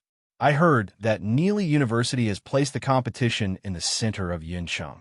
Why don't I take her around?" Si Qingyan also felt that Bei Yunj's life should not only be about research. If she continued to stay like this, not to mention her body, she would probably have more psychological problems. Chapter 622. Who else could it be for? They just want to meet our noble and cold scientific researcher. Si Qingyan chuckled. Zhong Shenglin was speechless. Why were those people still unwilling to give up? But don't worry. I heard Master Pei's conversation and heard her personally reject Neely University's invitation to meet. Si Qingyan was still holding the thermos flask in his hand as he sighed. Our family is a hot treasure now. After all, the double nomination of the Ferrisk Award and the Busako Award was indeed very shocking. There's no way they can snatch it now. Zhong Shenglin laughed coldly and pointed at the dozen bodyguards at the door. Do you see that? This door can only be entered but not exited. Si Qingyan was speechless. Where did you find those people? All along, Si Qingyan had thought that Zhong Shenglin had gotten them to fight with someone for Bei Yunj. He was afraid that others would snatch what he had painstakingly poached. Zhong Shenglin could also see Si Qingyan's disdain. He reached out and knocked his head, his expression dark. What do you mean, where did you find them? This is what the higher-ups want. The higher-ups want? Si Qingyan was stunned. Zhong Shenglin said, to maintain safety. I'm afraid that criminals will target our computing institute. Si Qingyan was speechless. Why didn't we receive this treatment in the past? Hearing this, Zhong Shenglin looked at him and smiled without saying anything. When Si Qingyan saw this, he understood the reason. So they were here to protect Bei Yunj. Why didn't they just guard the entrance of her research lab? How spectacular would it be if they surrounded her? Si Qingyan could no longer suppress the envy, jealousy, and hatred in his heart. That will depend on when Yunj reveals her identity. Instantly, Si Qingyan understood. So it wasn't that he didn't want to stand at the door, but that she didn't want him. When would it be his turn to receive such treatment as a national treasure? Do your research well. You'll probably have this treatment in more than 10 years. Zhong Shenglin patted Si Qingyan's shoulder. Si Qingyan was speechless. This kind of consolation was worse than no consolation at all. At the end of the day, Si Qingyan was also very talented. Otherwise, how could he become a professor at Yun University in his 20s? However, ever since Bei Yunj appeared, she had given the others too much pressure. By the way, when did the competition in the city center start? Zhong Shenglin asked. Si Qingyan replied without hesitation. 2:30 this afternoon. Zhong Shenglin. Now, who the hell would dare to get Bei Yunj out of the lab? Go and get him out. If you can't get him out, don't even think about getting this month's salary. Zhong Shenglin pushed him towards the entrance of Bei Yunj, and he slipped away quickly. Si Qingyan. Was this something a human would do? After turning around, Si Qingyan knocked on the door. Master Pei. Si Qingyan knocked a few times before the door suddenly opened.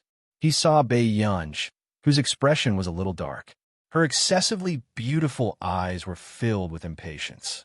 What's wrong? Do you want to go to the city center with me? The moment Si Qingyan finished speaking, the door closed with a bang. At the same time, Bei Yunj said resolutely, "No." Si Qingyan, who had almost been rejected, was speechless. A few minutes later, Bei Yunj returned to the computer and looked at the virtual data she had written. Not long after she sat down, she received another call. Chapter 6:23. Bei Yunj glanced at the caller ID and answered the call. "What's wrong?" Song Yao, who was preparing for the competition, noticed that Bei Yunj's voice seemed a little hoarse. I'm having a competition this afternoon. Are you coming to watch?" Song Yao's voice was gentle and soft, making people like her immediately. "I'm busy." Bei Yunj stared at the screen intently. "But I'm a little nervous to go on stage alone." Hearing this, Bei Yunj stopped working on the keyboard and asked, "Are Tich and the rest not around?" "Tich and Jasmine are student notaries. It's not good for them to interact with me on the field." Song Yao glanced at her watch and smiled. "If you don't come, it's meaningless to get first place." However, she did not expect to see Si Qingyan the moment she pushed open the door. Bei Yunj's eyes suddenly curved. "Brother Yin?" Si Qingyan was speechless. He hated Bei Yunj calling him that now. Hearing this, Bei Yunj smirked. After saving the data on the computer, he stood up. "Okay, wait for me for half an hour." With that said, Bei Yunj hung up the call, took off his clean white coat, and walked out. "Lend me a car? I want to go to the city center." Soon, every time she called him, nothing good would happen. "What do you want now?" Si Qingyan took a deep breath. "My friend is having a competition. I'll go take a look." Bei Yunj probably did not rest well. The moment the air conditioner in the car was turned on, his voice was slightly hoarse and nasal. Si Qingyan looked at Bei Yunj in the back seat. She was wearing a loose sweater, and even the hood covered most of her face. She was leaning lazily against the car seat with her arms crossed, and he could not help frowning. Si Qingyan drove her to the city center. Because Bei Yunj did not have a driver's license, he did not dare to borrow her car. "Why are you going to the city center?" Si Qingyan could not help but be puzzled. But now, with Bei Yunj's crazy research, her body would not be able to take it sooner or later. "Nothing will happen." Bei Yunj licked her lips. Her voice was still hoarse. "Yunj, haven't you been too unrestrained recently? If this goes on, how long do you think you can live?" There were also many scholars in the scientific research circle. Due to their profession, they were exposed to too much radiation, their lifespans were shortened, or their appearances were damaged. However, in the field of computing, as long as he took good care of his body, there would not be any accidents. At this moment, someone pointed at the girl in the white dress and said enviously, "She has such a good temperament." "You're talking about that?" "That seems to be a student from Neely University's Art Academy. Her name seems to be Yuling." The girl recognized Yuling. "Neely University? That's amazing." Si Qingyan couldn't take it anymore and threw a bottle of water behind him. In the city center auditorium. "Look at that big sister. She's so pretty." Yuling also heard the discussions behind her. The corners of her lips curled up at the perfect angle, as if she was used to these praises. "Spirit, she's more than just amazing. She's one of the student notaries for this year's math competition. You have to know that all the previous notaries are influential figures in Neely University." Hearing this, everyone looked at Yuling with even more admiration. "She's so good-looking and so outstanding. Is she the female lead who walked out of the movie?" In the distance, Yuling's mentor called out to her. "Professor, what's wrong?" Yuling took small steps forward and asked with a smile, "Go and gather with the other student notaries. The competition will be official soon." Chapter 6:24. Who are the other student notaries? Yuling didn't know about this. She was able to get this spot because she knew a senior who happened to have an infectious disease and couldn't go abroad. As for the school, they couldn't find any other students to replace them, so they found Yuling, who was already in Yuncheng. Tich and Jasmine. The tutor's eyes were proud, and he couldn't stop smiling. They're the students of... Yuling had some impression of this name. She seemed to have heard this person's name a lot recently. An amazing scientific researcher. The tutor praised with some regret. "This is the first time I've seen such a genius, but she's from Country A." "Country A?" Ling was stunned for a moment and couldn't help but look at her tutor. She was actually aware of some of the bad practices in Country R's academic circle. Many scholars in Country R actually had a lot of prejudice and conflict against scholars from Country A. Not to mention praising a scholar from Country A so straightforwardly. So, how amazing was this person that these arrogant people were willing to admit it? That's right. The tutor looked at Ling and smiled. You won't understand, even if I tell you this. Such an existence is a genius that every big country is willing to fight for.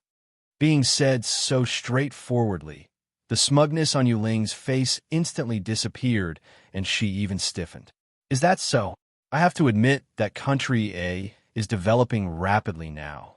But in reality, it will take at least 200 years for Country A's computing field to catch up with Country R. The tutor shook his head and smiled helplessly. But now, it doesn't seem to be the case. A genius who appeared out of nowhere could easily cause a change in the world situation. Is that amazing? Lele asked. Ling couldn't help but ask. Yes, we estimate that Country A's computing field will make an immeasurable leap in the year she's alive. The tutor was sincere and envious. But I heard that she seems to be very young, maybe only in her 30s or 40s. The younger she was, the faster Country A's computing field would grow. At this moment, after the tutor finished speaking, he felt that he had said too much and immediately said to Ling, "Go look for Titch and the others." Okay. Ling lowered her head, and no one could tell what she was thinking.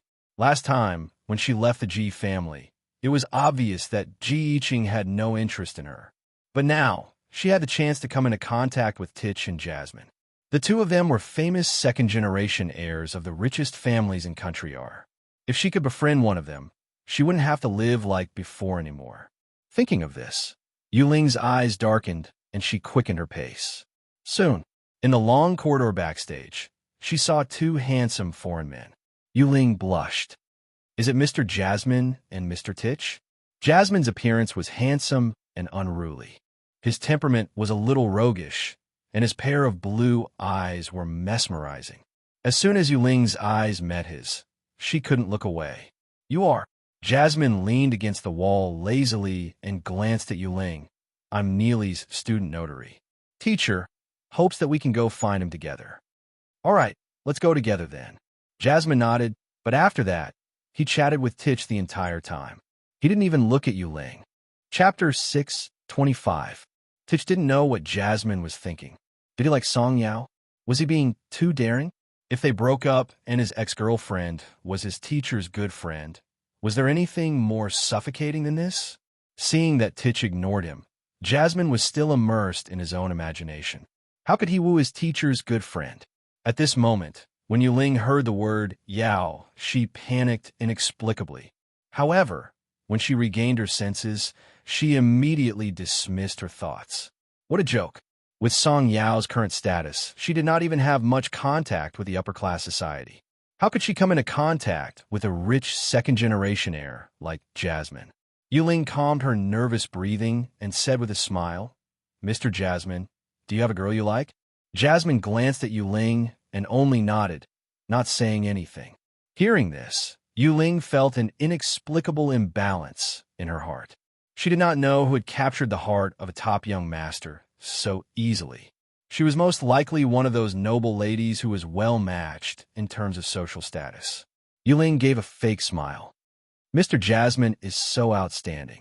Why don't you dare to express your feelings? With my status, I might not have the right to woo her.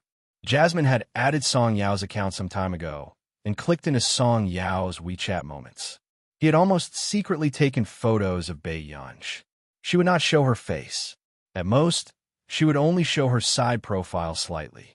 However, those who were familiar with her would be able to recognize Bei Yunj at a glance.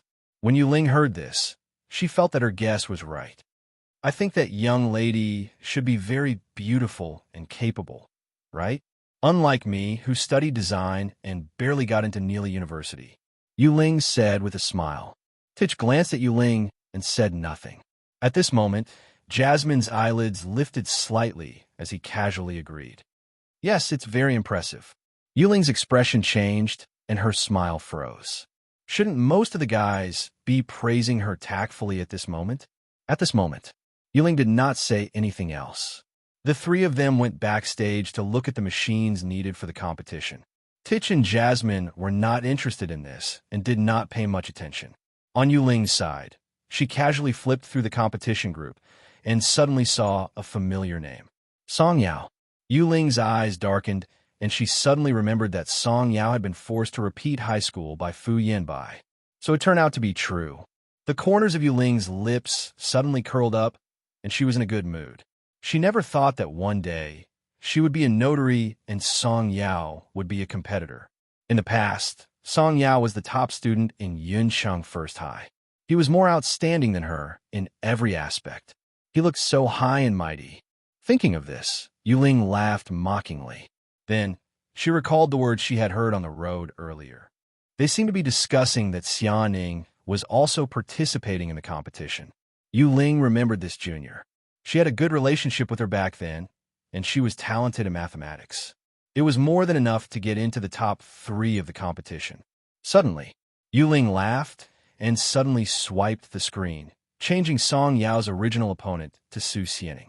If Song Yao did not pass the first round, she had no hope of entering the top 10. Yuling's eyes were filled with uncontrollable joy and jealousy.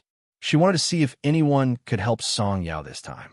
After the competition started for a while, a familiar person backstage suddenly shouted, "Song Yao, where did you come from?" Chapter 626. Song Yao wiped her sweat and placed a plastic bag on the table. Her voice was clear and gentle. "I bought something. Are you sick? Why did you buy medicine?" The girl looked over and saw that there seemed to be a box of cold medicine. "It's not for me." Song Yao laughed. Hearing this, the girl finally noticed that there was something else in the plastic bag. "For a child? My brother liked to eat these snacks when he was young, but he didn't like them after junior high school." Hearing this, Song Yao could not help but smile. Yes, only children like them. The competition started very quickly. Although it was called an auditorium, the size of the building was more like a large event venue. There were high platforms on both sides and a large screen in front of them, making it easier to see the competition venue.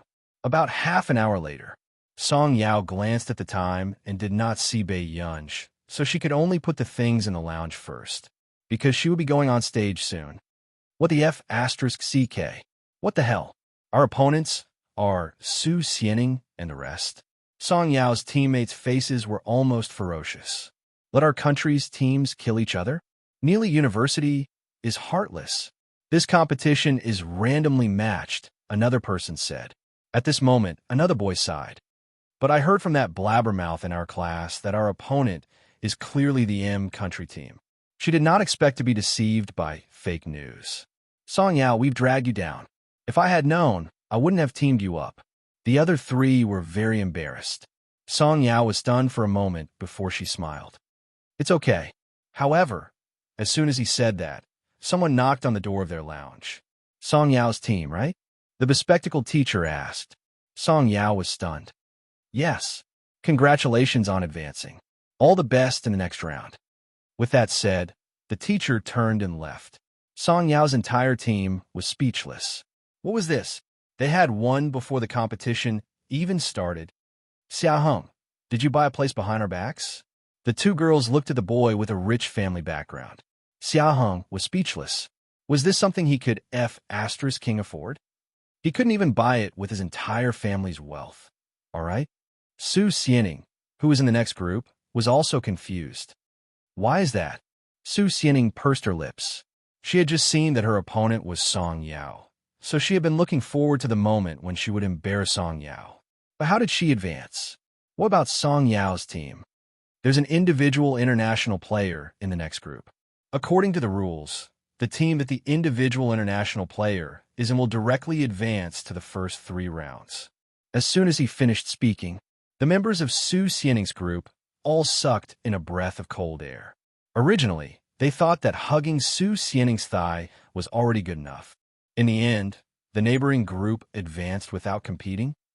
An individual international contestant? Then why isn't our Xianing one? Some people were unwilling. Hearing this, the teacher just smiled and said, Individual international contestants need to be recommended by internationally recognized scientific researchers. In our university, only the former principal has this qualification. Who on earth is in the next group with such a big background? Everyone was instantly curious. I guess it's that guy. I heard that his family is very rich. Chapter 6:27. Hearing this, everyone fell silent. There were many scholars who looked relatively poor in the scientific research field. They really loved scientific research and did not pursue money. However, it was impossible to say that the scientific research field could not earn money. Everyone still remembered the 10 billion yuan project from a while ago. I really hope that we will still meet the next team in the next round, someone said softly. However, when Su Xianing heard this, her expression did not look too good. With a dark expression, she clenched her fists. Song Yao was really lucky. Not only could she participate in the competition for no reason, but she was also assigned to the same team as the international individual contestants.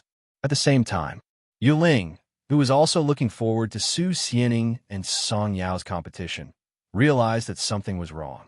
It had been an hour, and she still hadn't seen Song Yao and Su Xianing. What on earth was going on?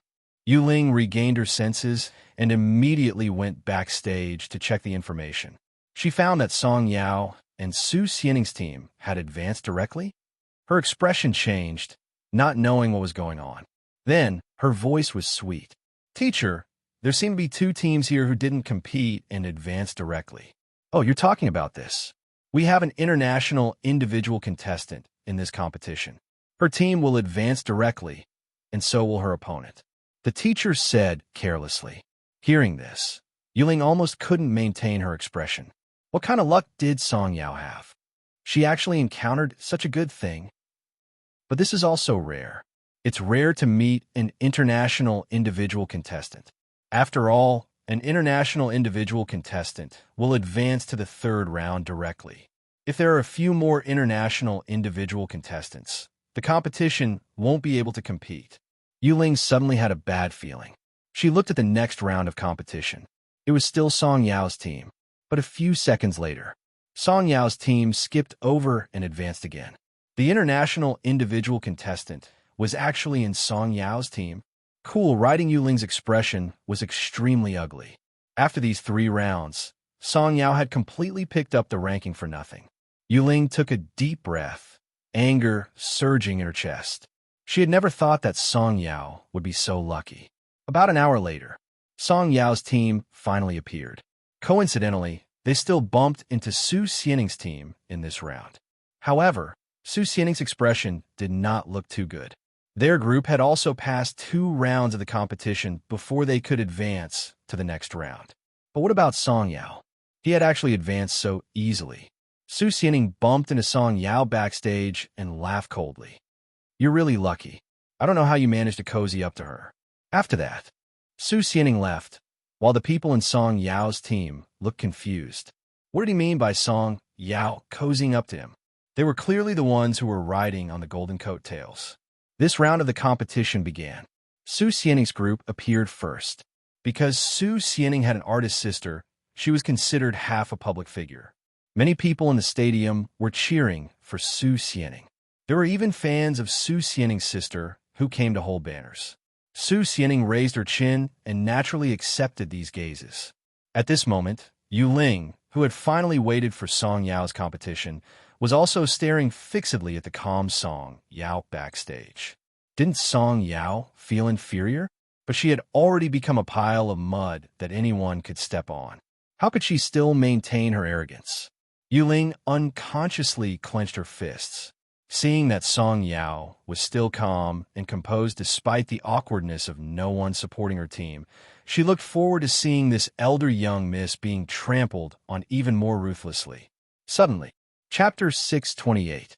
Everyone looked up and saw an excessively beautiful girl with bright eyebrows lazily leaning against the railing.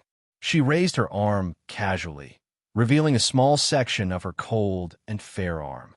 She waved the bouquet of white roses in her hand at Song Yao casually, a smile on her lips. Bei Yunj did not speak and only looked at Song Yao with curved eyes. But in the next moment, Yunj suddenly saw a big heart on the support sign from the corner of her eye. So, she narrowed her beautiful eyes and suddenly smirked. Her arm under her loose sweater bent, and she made a heart for Song Yao. Si Qingyan was speechless. Master Pei's D***MN desire to win. She did not even want to lose. On the other hand, the fangirls below the stage who were pulling the banner for Su Xianing were inexplicably excited when they saw this scene. The girl's heart was about to fly. F***CK, what kind of scene is this? It's too cool. Is this really the friendship between two girls? Boo-hoo, she dotes on me so much. Why is my brain filled with dirty thoughts? Ah, that young lady in the stands is amazing. She's too good. She's killing me. All of a sudden, someone in the crowd woke up. Wait, no, this is Bai Yunj. Hearing this, many people who had watched their traveling became excited. On the stands, Si Qingyan could not help saying, Master Pei, it's not good to whistle in public. I don't want to either. Otherwise, Sister Yao won't be able to see me. Bai Yunj supported her head with one hand, her voice a little nasal. It sounded like she was feeling a little unwell. At this moment, Tich, who was in the front row, was silent for a long time before he poked Jasmine with his elbow. With teacher around, are you sure you can flirt with Song Yao? Jasmine was speechless. He did not expect to give Song Yao such a surprise. So, was he only worthy of being single? At this thought, Jasmine could not help but look at Song Yao. Seeing Song Yao's exquisite face flushed red, he felt that his biggest love rival might be his teacher. How could he catch up with her? Su Xianing glared at Bai Yunj in the distance and laughed coldly at Song Yao. Since you're so capable and can get a spot in the competition, why don't you get one for Bai Yunj too? Student Su, you should take care of yourself. Song Yao smiled elegantly and calmly, her voice not aggressive at all. I promised her that I would get first place since she's here. Listen to Yen. Su Xianing sneered. Although she said that she was dreaming, she began to be on guard. After all, there was an international player in Song Yao's team. But in the next moment, when all the contestants' information appeared on the big screen, everyone was shocked. The screen was filled with blue words, but only Song Yao's line was bright red. Contestant, Song Yao note. International individual player, F***CK. The international individual contestant is Song Yao. No wonder Song Yao could continue participating in the competition even after being chased away by the professor. The people in Su Xianing's group were discussing in low voices. Shut up. Su Xianing glanced at them coldly, then gritted her teeth and looked at Song Yao coldly. How is this possible? Why was Song Yao the international individual contestant? No, impossible. Yu Ling, who was also unable to accept this fact, suddenly stood up from backstage. Her face was livid and her fingertips sank into the flesh of her palm. Chapter 6:29. Why was Song Yao so lucky? She was clearly no longer the elder young miss of the Song family. What right did she have to become the focus of everyone's attention? How could she have such connections? Yu Ling was even more jealous, and her eyes could not hide the darkness. She did not want Song Yao to win against Su Xianing. As soon as this thought appeared, Yu Ling pursed her lips and suddenly touched the screen, trying to change Song Yao's team's topic. What are you doing? The sudden voice made Yu Ling shrink her hand subconsciously. She turned around and saw Tich's cold expression. I want to see this topic. Yu Ling's heart was beating very fast, and she did not dare to look into Tich's eyes. Seeing Yu Ling's strange appearance, Tich only frowned and glanced at the screen. Song Yao and Su Xianing's topic appeared on it. Although Tich felt that this woman was strange, he did not have any evidence. He only said coldly, if you want to see it, go and see it live. The notary is not for you to play. Yu Ling's expression changed. It was also her first time being reprimanded like this. She bit her lip.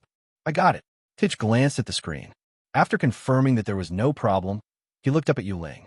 The meaning of this gaze was obvious. When do you plan to leave? Seeing that Tich was not soft-hearted to her at all, anger rose in Yu Ling's heart. She took her word pass and left. On the stage, Yu Ling even saw Bai Yunj on the stage, and a mocking smile appeared on her lips unconsciously. Soon, she walked to Bai Yunj's side. I heard that Miss Pei is also a young lady from a wealthy family who led a wandering life. She only returned to the Qin family when she was 17 years old. Bei Yunj did not even look at Yuling, but Yuling still laughed. No wonder. Ordinary socialites and young ladies probably won't be with Song Yao.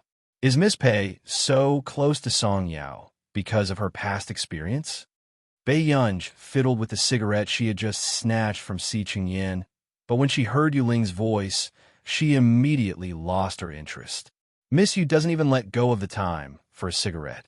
Bei Yunj glanced at Song Yao, who was below the stage. Seeing that she was looking over, she subconsciously hid the cigarette behind her. She didn't want this girl, who looked gentle like water, to chase after her and preach to her. The higher Miss Pei promotes Song Yao, the worse someone will make her fall.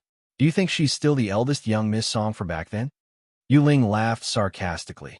Miss Pei should know that as long as Fu Yanbai thinks that I'm dead, Song Yao will be a murderer for the rest of her life. Bei Yunj looked up, but there was a frightening coldness in her eyes. Suddenly, she laughed silently. You like to play dead so much? That's right. Only an idiot like Fu Yanbai would fancy you. From the corner of her eye, Bei Yunj glanced at Song Yao, who was frowning and looking at her uneasily. Then, she threw the cigarette she had hidden into the rubbish bin beside her openly in front of Song Yao. She smiled casually. Miss you, are you looking for Fu Yanbai? Let's go to the Public Security Bureau of District 1 of Yunqing City. It will be quite difficult for him to come out without 2 or 3 years. As soon as he finished speaking, Yuling's expression changed. What did you say? Fu Yanbai went to the police station? Yuling rarely watched the news and did not know about this at all. After regaining her senses, Yuling looked up and gritted her teeth. You did it. Was this Bei Yunj crazy? Wasn't she afraid of the Fu family's revenge? Chapter 630. Bei Yunj's clear voice was gentle. I just did something that a member of society should do. Yuling widened her eyes. She really never thought that someone would be able to get Fu Yanbai into the police station. Don't keep appearing in front of me. I'm not very friendly either. Bei Yunj smirked, her lazy eyes full of high spirits. She approached Yuling step by step, her warm palm suddenly holding her neck gently, but her eyes were cold and ruthless. Her smiling voice landed in Yuling's ears, but it sounded like a voice from hell. You won't die if you fall from here. But if you're unlucky, it's hard to say if you'll break a bone. Don't you think so? Bei Yunj. The back of Yuling's head turned cold. Before she could warn her, she was suddenly pressed by the hand on her neck and her waist hit the railing. This made Yuling's face pale, and she did not dare to speak anymore. I'm just joking with Miss Yu. Don't be afraid. Bei Yunj suddenly retracted her hand, her eyes brightening. She slowly took out a tissue and wiped her hands. However, Miss Yu, you heard that I returned to the Qin family from outside.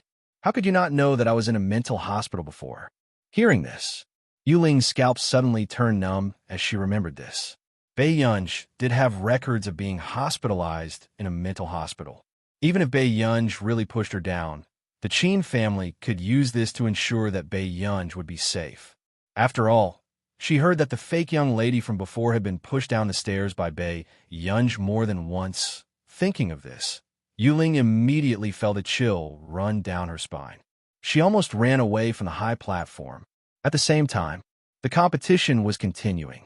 Bei Yunj turned around and walked downstairs herself. There was a huge disparity in strength in the competition on stage. It was almost a one-sided suppression by Su Xianing's team. Bei Yunj glanced at the results on the screen calmly. 2-7. Su Xianing's team was 7 and Song Yao's team could not catch up. However, at this time, Song Yao had not appeared at all. Her teammates were answering the questions. Teacher? Jasmine was originally watching from the sidelines, but when he saw Bei Yunj coming down from the high platform, he immediately went to Bei Yunj's side and shouted in a low voice. Okay, don't be noisy. Bei Yunj responded faintly. She pulled up her hoodie and pursed her red lips. He looked unapproachable. However, Jasmine, who was already familiar with Bei Yunj, also noticed that something was wrong. Teacher, are you nervous? A moment later, Bei Yunj looked at him indifferently. Immediately, Jasmine froze, knowing that he had asked something he shouldn't have. We will win. Don't worry. Jasmine immediately handed Bei Yunj a bottle of ice water and fawned over her. On the stage, Song Yao had noticed Bei Yunj at some point in time. She stared at Bei Yunj, who had just opened the ice cap. Bei Yunj paused. A moment later, Bei Yunj stuffed it to Jasmine and pulled her hat lower, deliberately not watching Song Yao's competition. Song Yao was speechless. If this fellow didn't do it on purpose, she would take her surname. At this moment, Jasmine also felt his teacher's undisguised vengeance. It turned out that his teacher also had the childishness of her age. A few minutes later, Jasmine leaned closer and reminded her kindly, "Shake her, and she's about to catch up." Chapter 631. Jasmine did not see that Bei Yunj had been pinching her loose sleeve with her left hand. Not only Su Xianing, even Professor Wei's face turned green. He had carefully paved the path for Su Xianing, but in the end, it was suppressed by a student from the ordinary class not long ago. Professor Wei's expression was ugly. At the thought of Song Yao's recommendation, he could not help but take a deep breath. "Professor Wei, what's wrong?" Suddenly, a colleague who saw Professor Wei leave shouted. However, Professor Wei did not seem to hear him and left without looking back. Soon, in the first real competition, Song Yao successfully advanced. In the next few rounds, Song Yao also won beautifully. However, when she met Cheng Zihua in the last round of the competition, she started to feel powerless. Cheng Zihua was indeed very talented in mathematics. In addition, the Qingcheng Computing Center had been nurturing Cheng Zihua carefully, so his strength had long surpassed his peers. "Student Song, I'm sorry. I can't give in to you in this competition." Cheng Zihua's face was cold and arrogant, but he was polite to the girls, causing all the girls present to have a good impression of him. "You don't have to be polite, Student Cheng. After all, we're all aiming for first place." Song Yao's lips were still curved, but her simple words made everyone present feel inexplicably hot-blooded. Such a gentle young lady turned out to be so arrogant. There was too much of contrast. A dark look flashed past Cheng Zihuai's eyes. At the same time, he glanced at Bei Yunj below the stage and revealed a trace of mockery. Bei Yunj's friend does have a bit of Bei Yunj's temper. The team member beside Song Yao looked at Cheng Zihuai opposite her. He seemed to have a grudge against Song Yao's friend and felt even more doomed. This time, it was so difficult to catch up with the score. They probably couldn't make it. The notification light on the screen turned from green to red. Wen Ting Pavilion, the original medium difficulty questions had been changed to high difficulty questions. The type of questions had not appeared much in the past few years. The professors from all over the world were speechless. Who the F***CK was so stupid to use the newly deciphered formula in the competition? Which high school student would be so bored as to read the questions in thesis? F***CK. Who is this long video for? Sorry to disturb you. I felt like I was reading a heavenly book just now. What has appeared now? Even though the people present did not understand the questions in front of them, the feeling of taking up almost half of the screen made their scalps tingle. Many people were already afraid of mathematics. When they saw this scene, they were so immersed that they almost suffocated. Was this a problem that a human should solve? Other than the professors, only Jasmine and Titch were able to answer their teachers' questions with ease. After all, every time Bei Yunj released something, they would be the first to pay attention to it. Their teachers had always wanted their students to develop in an all-round way. On the field, almost all the contestants wanted to kneel before these two questions. Both Song Yao and Cheng Zihuai were silent. It was as if the competition had stopped. However, at this moment, only Song Yao suddenly remembered that when Bei Yunj was bored the last time, he had pressed her to explain this topic for the entire afternoon. Song Yao barely understood. After all, the difficulty of this question was not within her tolerance range. Chapter 632. Jasmine was speechless. If it was his teacher's handiwork, then wouldn't it be completely ruined? Fortunately, the questions on the left and right were all new types and were not more difficult than Song Yao's. Fortunately, it's my question. Bei Yunj had taken off her hat at some point in time and laughed leisurely. Jasmine turned to look at Pei Yunj, speechless. Did you misunderstand your question? What did he mean by fortunately? It was his question. Song Yao will definitely win. Pei Yunj opened a bottle of iced cola with one hand and drank a few mouthfuls after saying that lazily. Jasmine was speechless. Where did his confidence come from? If his teacher wasn't Pei Yunj, he might not have been able to solve this question immediately. Then, just as Jasmine was about to say something, he suddenly heard a voice behind him. That young lady is answering. Isn't she too amazing? This question feels like a heavenly book.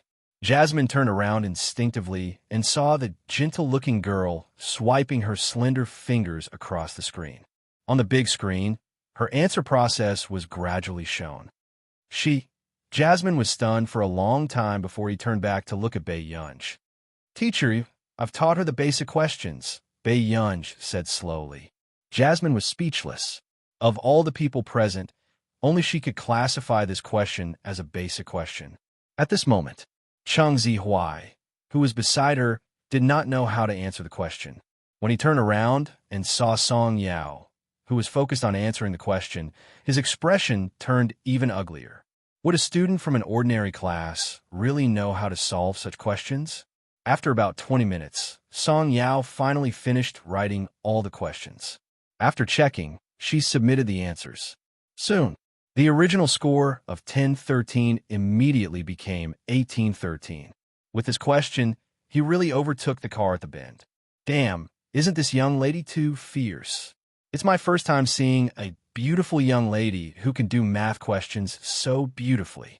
The audience exclaimed, and their eyes were focused on the calm Song Yao on stage. At this moment, Yuling's gaze was sinister as she bit her lower lip. Suddenly, Yuling, you didn't die. When Su Xianing saw Yuling, she was stunned for a moment before she flew into a rage out of humiliation. Yuling didn't die. Then why didn't Yuling come back in these 2 to 3 years? The next moment, Su Xianing noticed that Yuling was still wearing Neely University's uniform. She sneered. So he went to hide from Neely. Su Xianing said sarcastically, "Do you know about the Song family's bankruptcy?" When Yuling was asked this question, her palms immediately became drenched in sweat. A dark look flashed across her eyes. She quickly blurted out the words that she had thought of earlier. Xianing, I didn't mean to not come back. I didn't dare to come back. Why wouldn't he dare to come back? President Fu ruined the Song family because of you. Why don't you dare to come back? Su Xianing also hated Song Yao, but she knew very well that Yuling also had a grudge against Song Yao. Did you see that? She's the one who recommended you. A glint flashed across Yuling's eyes as she spoke slowly. What do you mean? Su Xianing was already in a bad mood, and her eyebrows were even colder now. Who recommended her? Yuling asked. Su Xianing frowned and answered impatiently. Chapter 633. Just now, who was the first to draw up the formula that Song Yao got right? Yuling's words stunned Su Xianing. It was, but very quickly, Su Xianing said coldly, "That's impossible." People in the scientific research field cherished their reputation the most. Song Yao was not anyone, so how could she take this risk for Song Yao? I heard from mathematics department professor in our school that they have been trying to contact each other recently. Coincidentally, when Song Yao was answering the question appeared, and it happened to be Song Yao's recommendation. Don't you think it's strange? Yuling observed Su Xianing's expression and asked, Yuling, you've already harmed Song Yao enough. Su Xianing furrowed her eyebrows. She hated Song Yao and couldn't get used to seeing her high and mighty appearance. However, she would never destroy Song Yao's family. This was too ruthless. But I didn't do this, Yuling retorted. Then, she bit her lip, her eyes filled with stubbornness. Do you think I told you because I can't stand Song Yao? I just don't want you to be treated unfairly because someone else took a shortcut. But I lost to her. Yes, I lost to her. Unexpectedly, at this moment, Su Xianing clenched her fists but was unusually calm. She had her pride.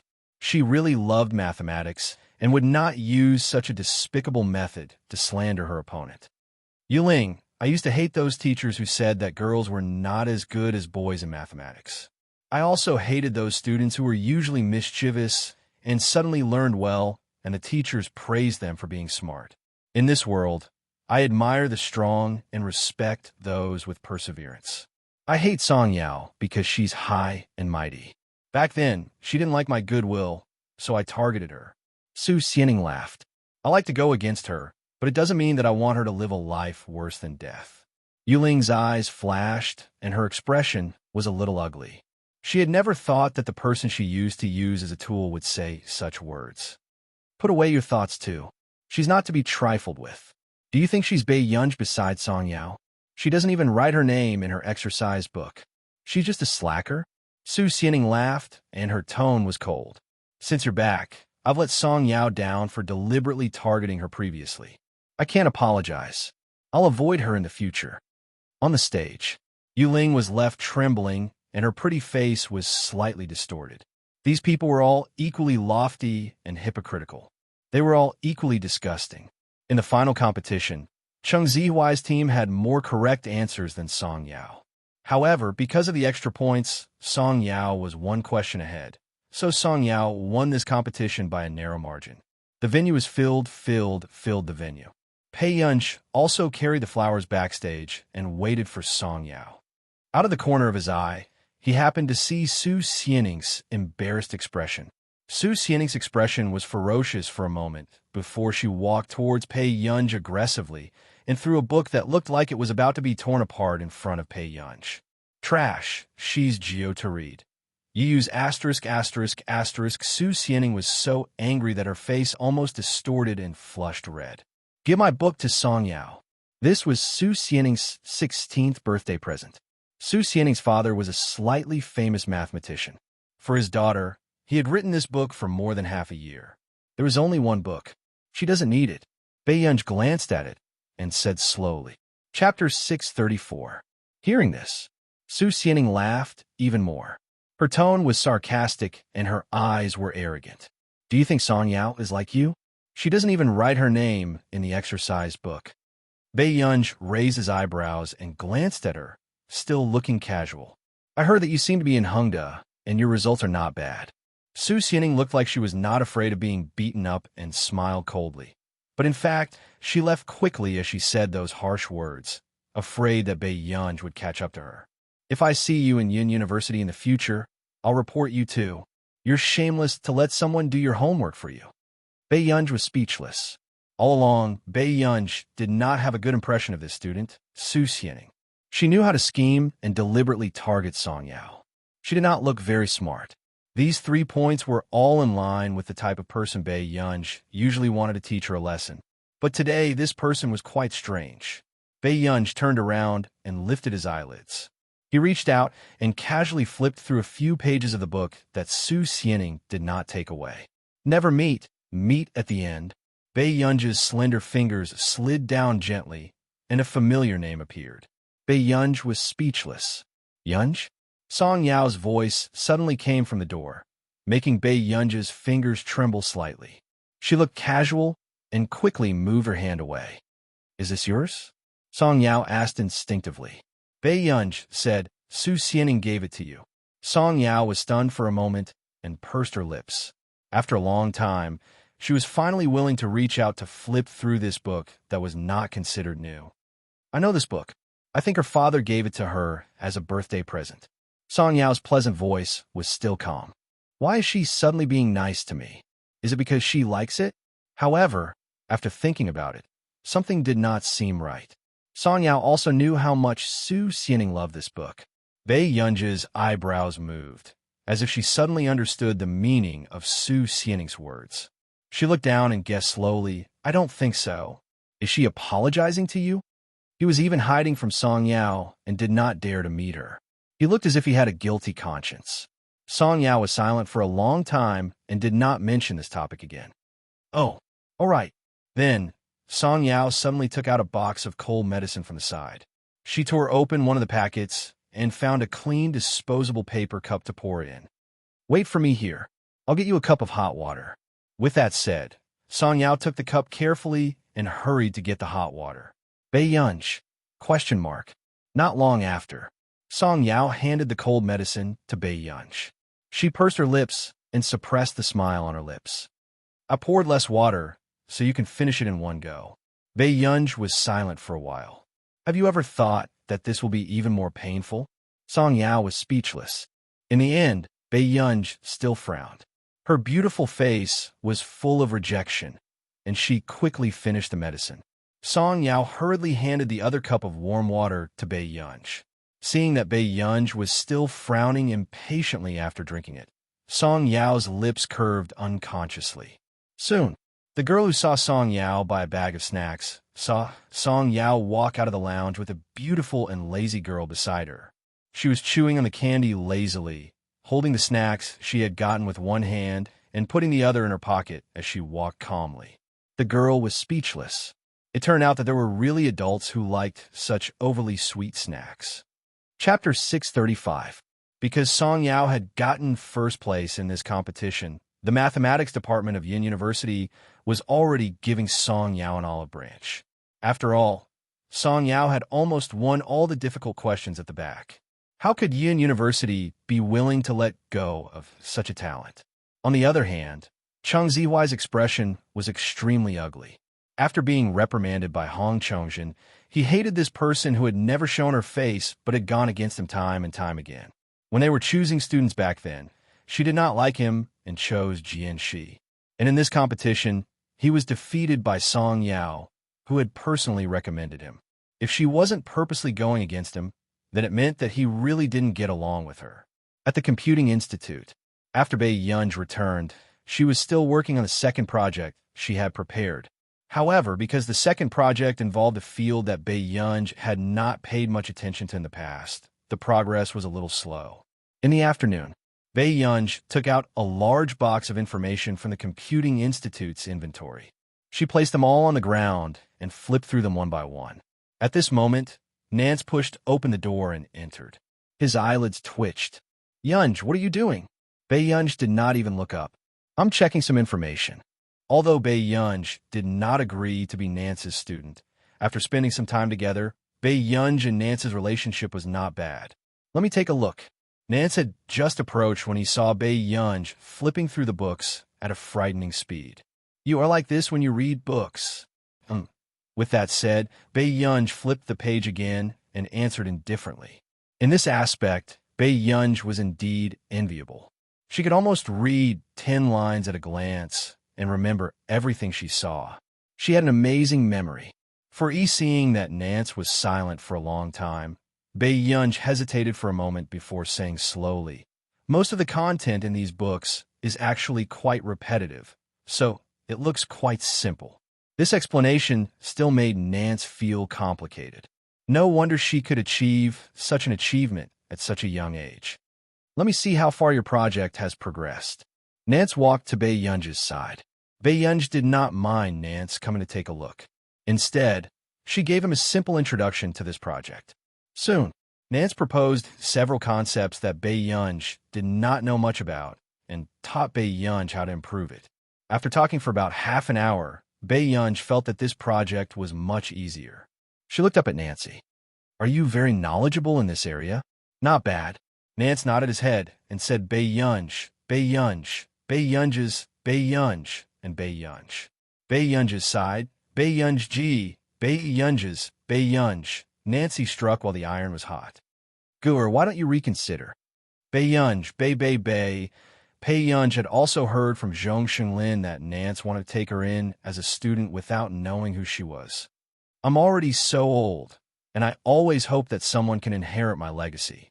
Of course, I chose you because from the beginning, this old man prefers girls like you who are full of evil tricks." After a short silence, Bei Yunj smirked and looked at Nance with a smile.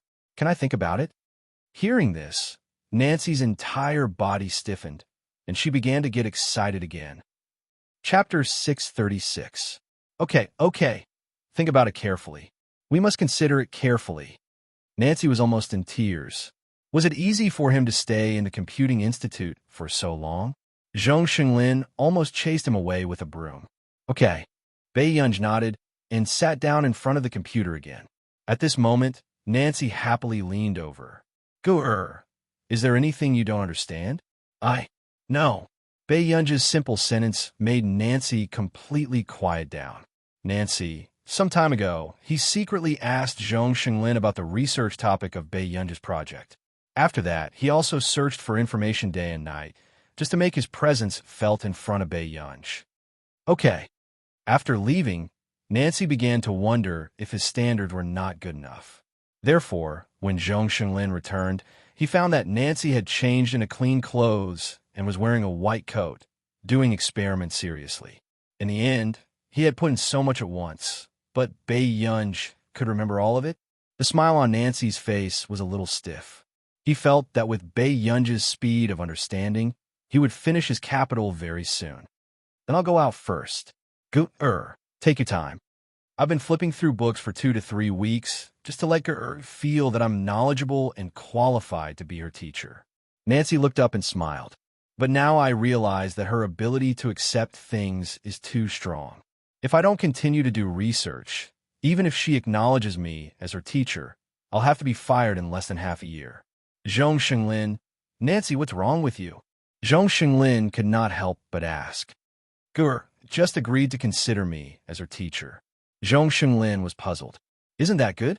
You've been flipping through books for 2 to 3 weeks for Gu'er's project. Isn't it just a trick, Gu'er, into becoming your disciple? Back then, Nancy was also an existence that was difficult to surpass in the computing field. Moreover, Nancy did have many similarities with Bei Yunj. Nancy had won many awards in the past, not only in the computer field, but she had also won many awards in medicine and physics. Therefore, Zhong Xinglin actually agreed that Nancy should be Bei Yunj's teacher. In this way, the road to Bei Yunj would be easier in the future. Why bother?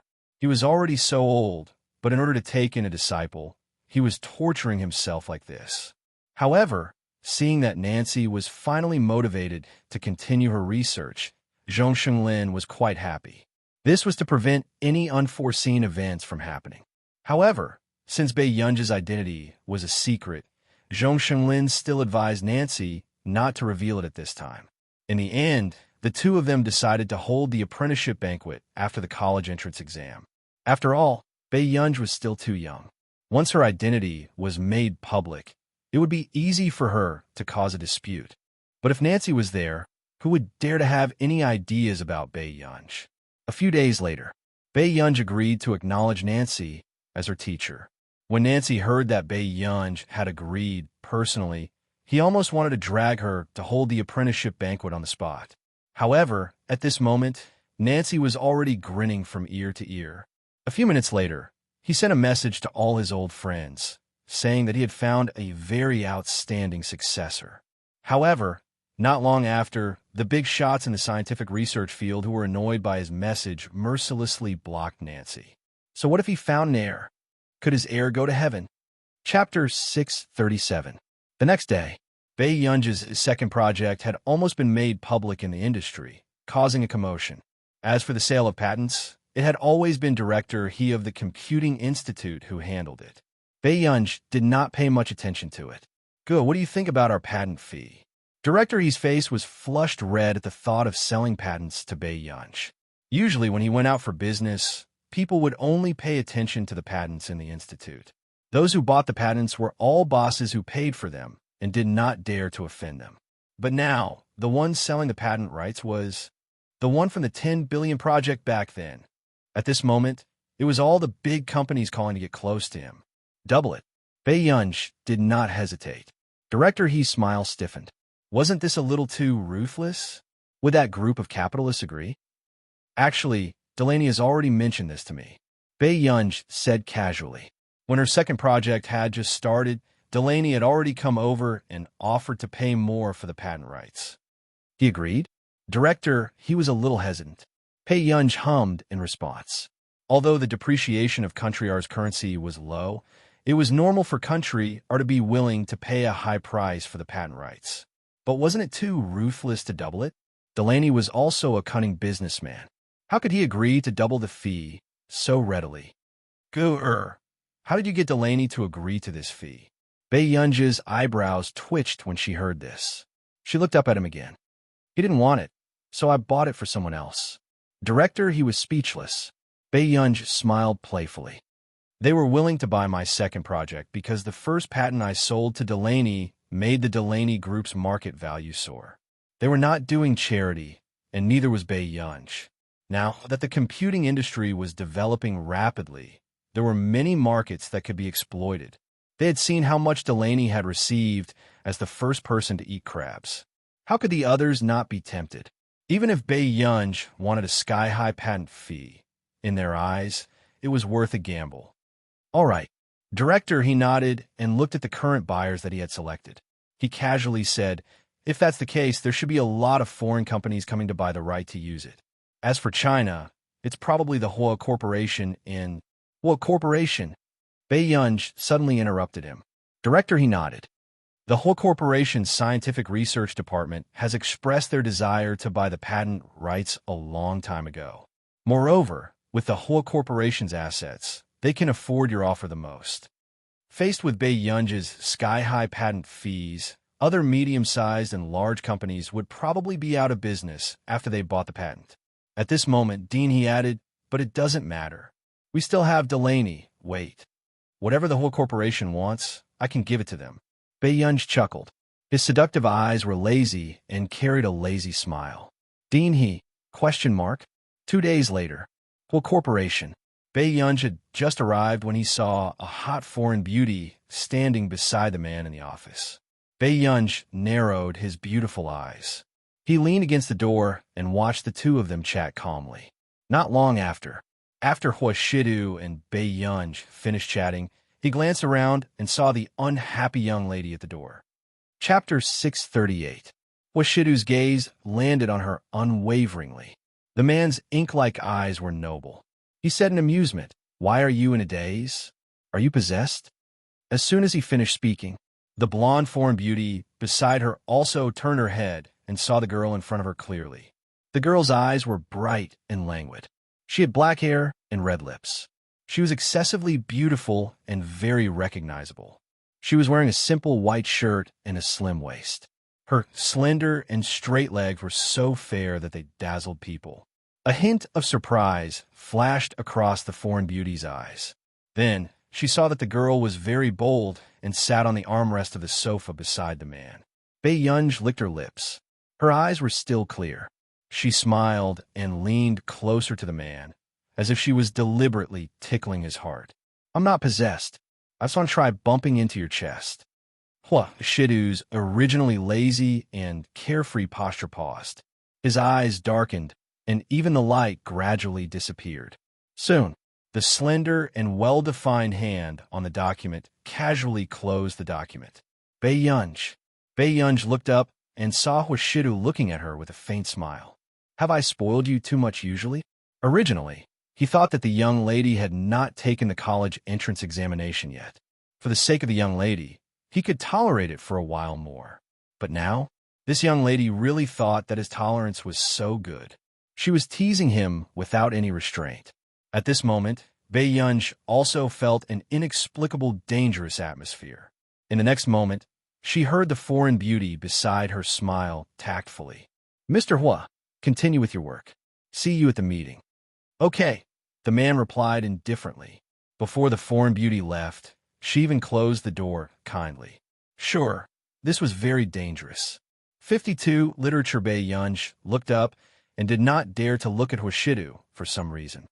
"Brother, are you angry?" Hearing this, the man did not say anything.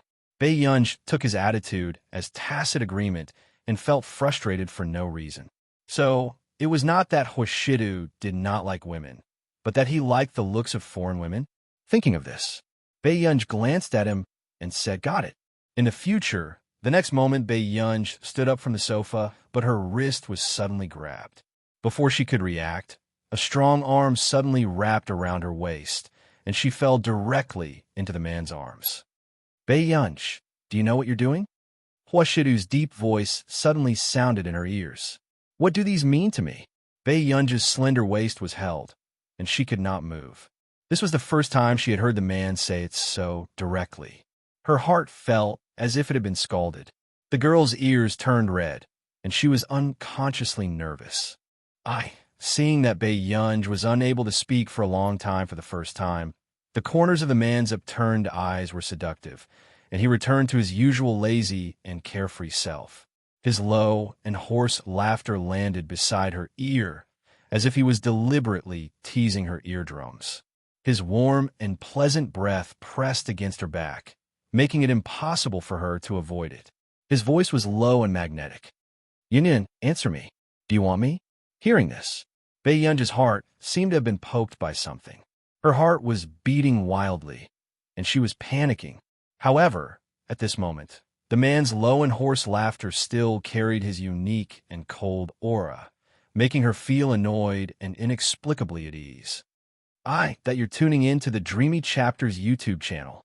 We're so grateful for your support, and don't forget to subscribe to join us on this incredible journey through captivating stories. Your generosity through donations truly makes a world of difference, as it's the primary source of revenue that allows me to expand and enhance this channel for you. Thank you from the bottom of my heart for being a part of this adventure.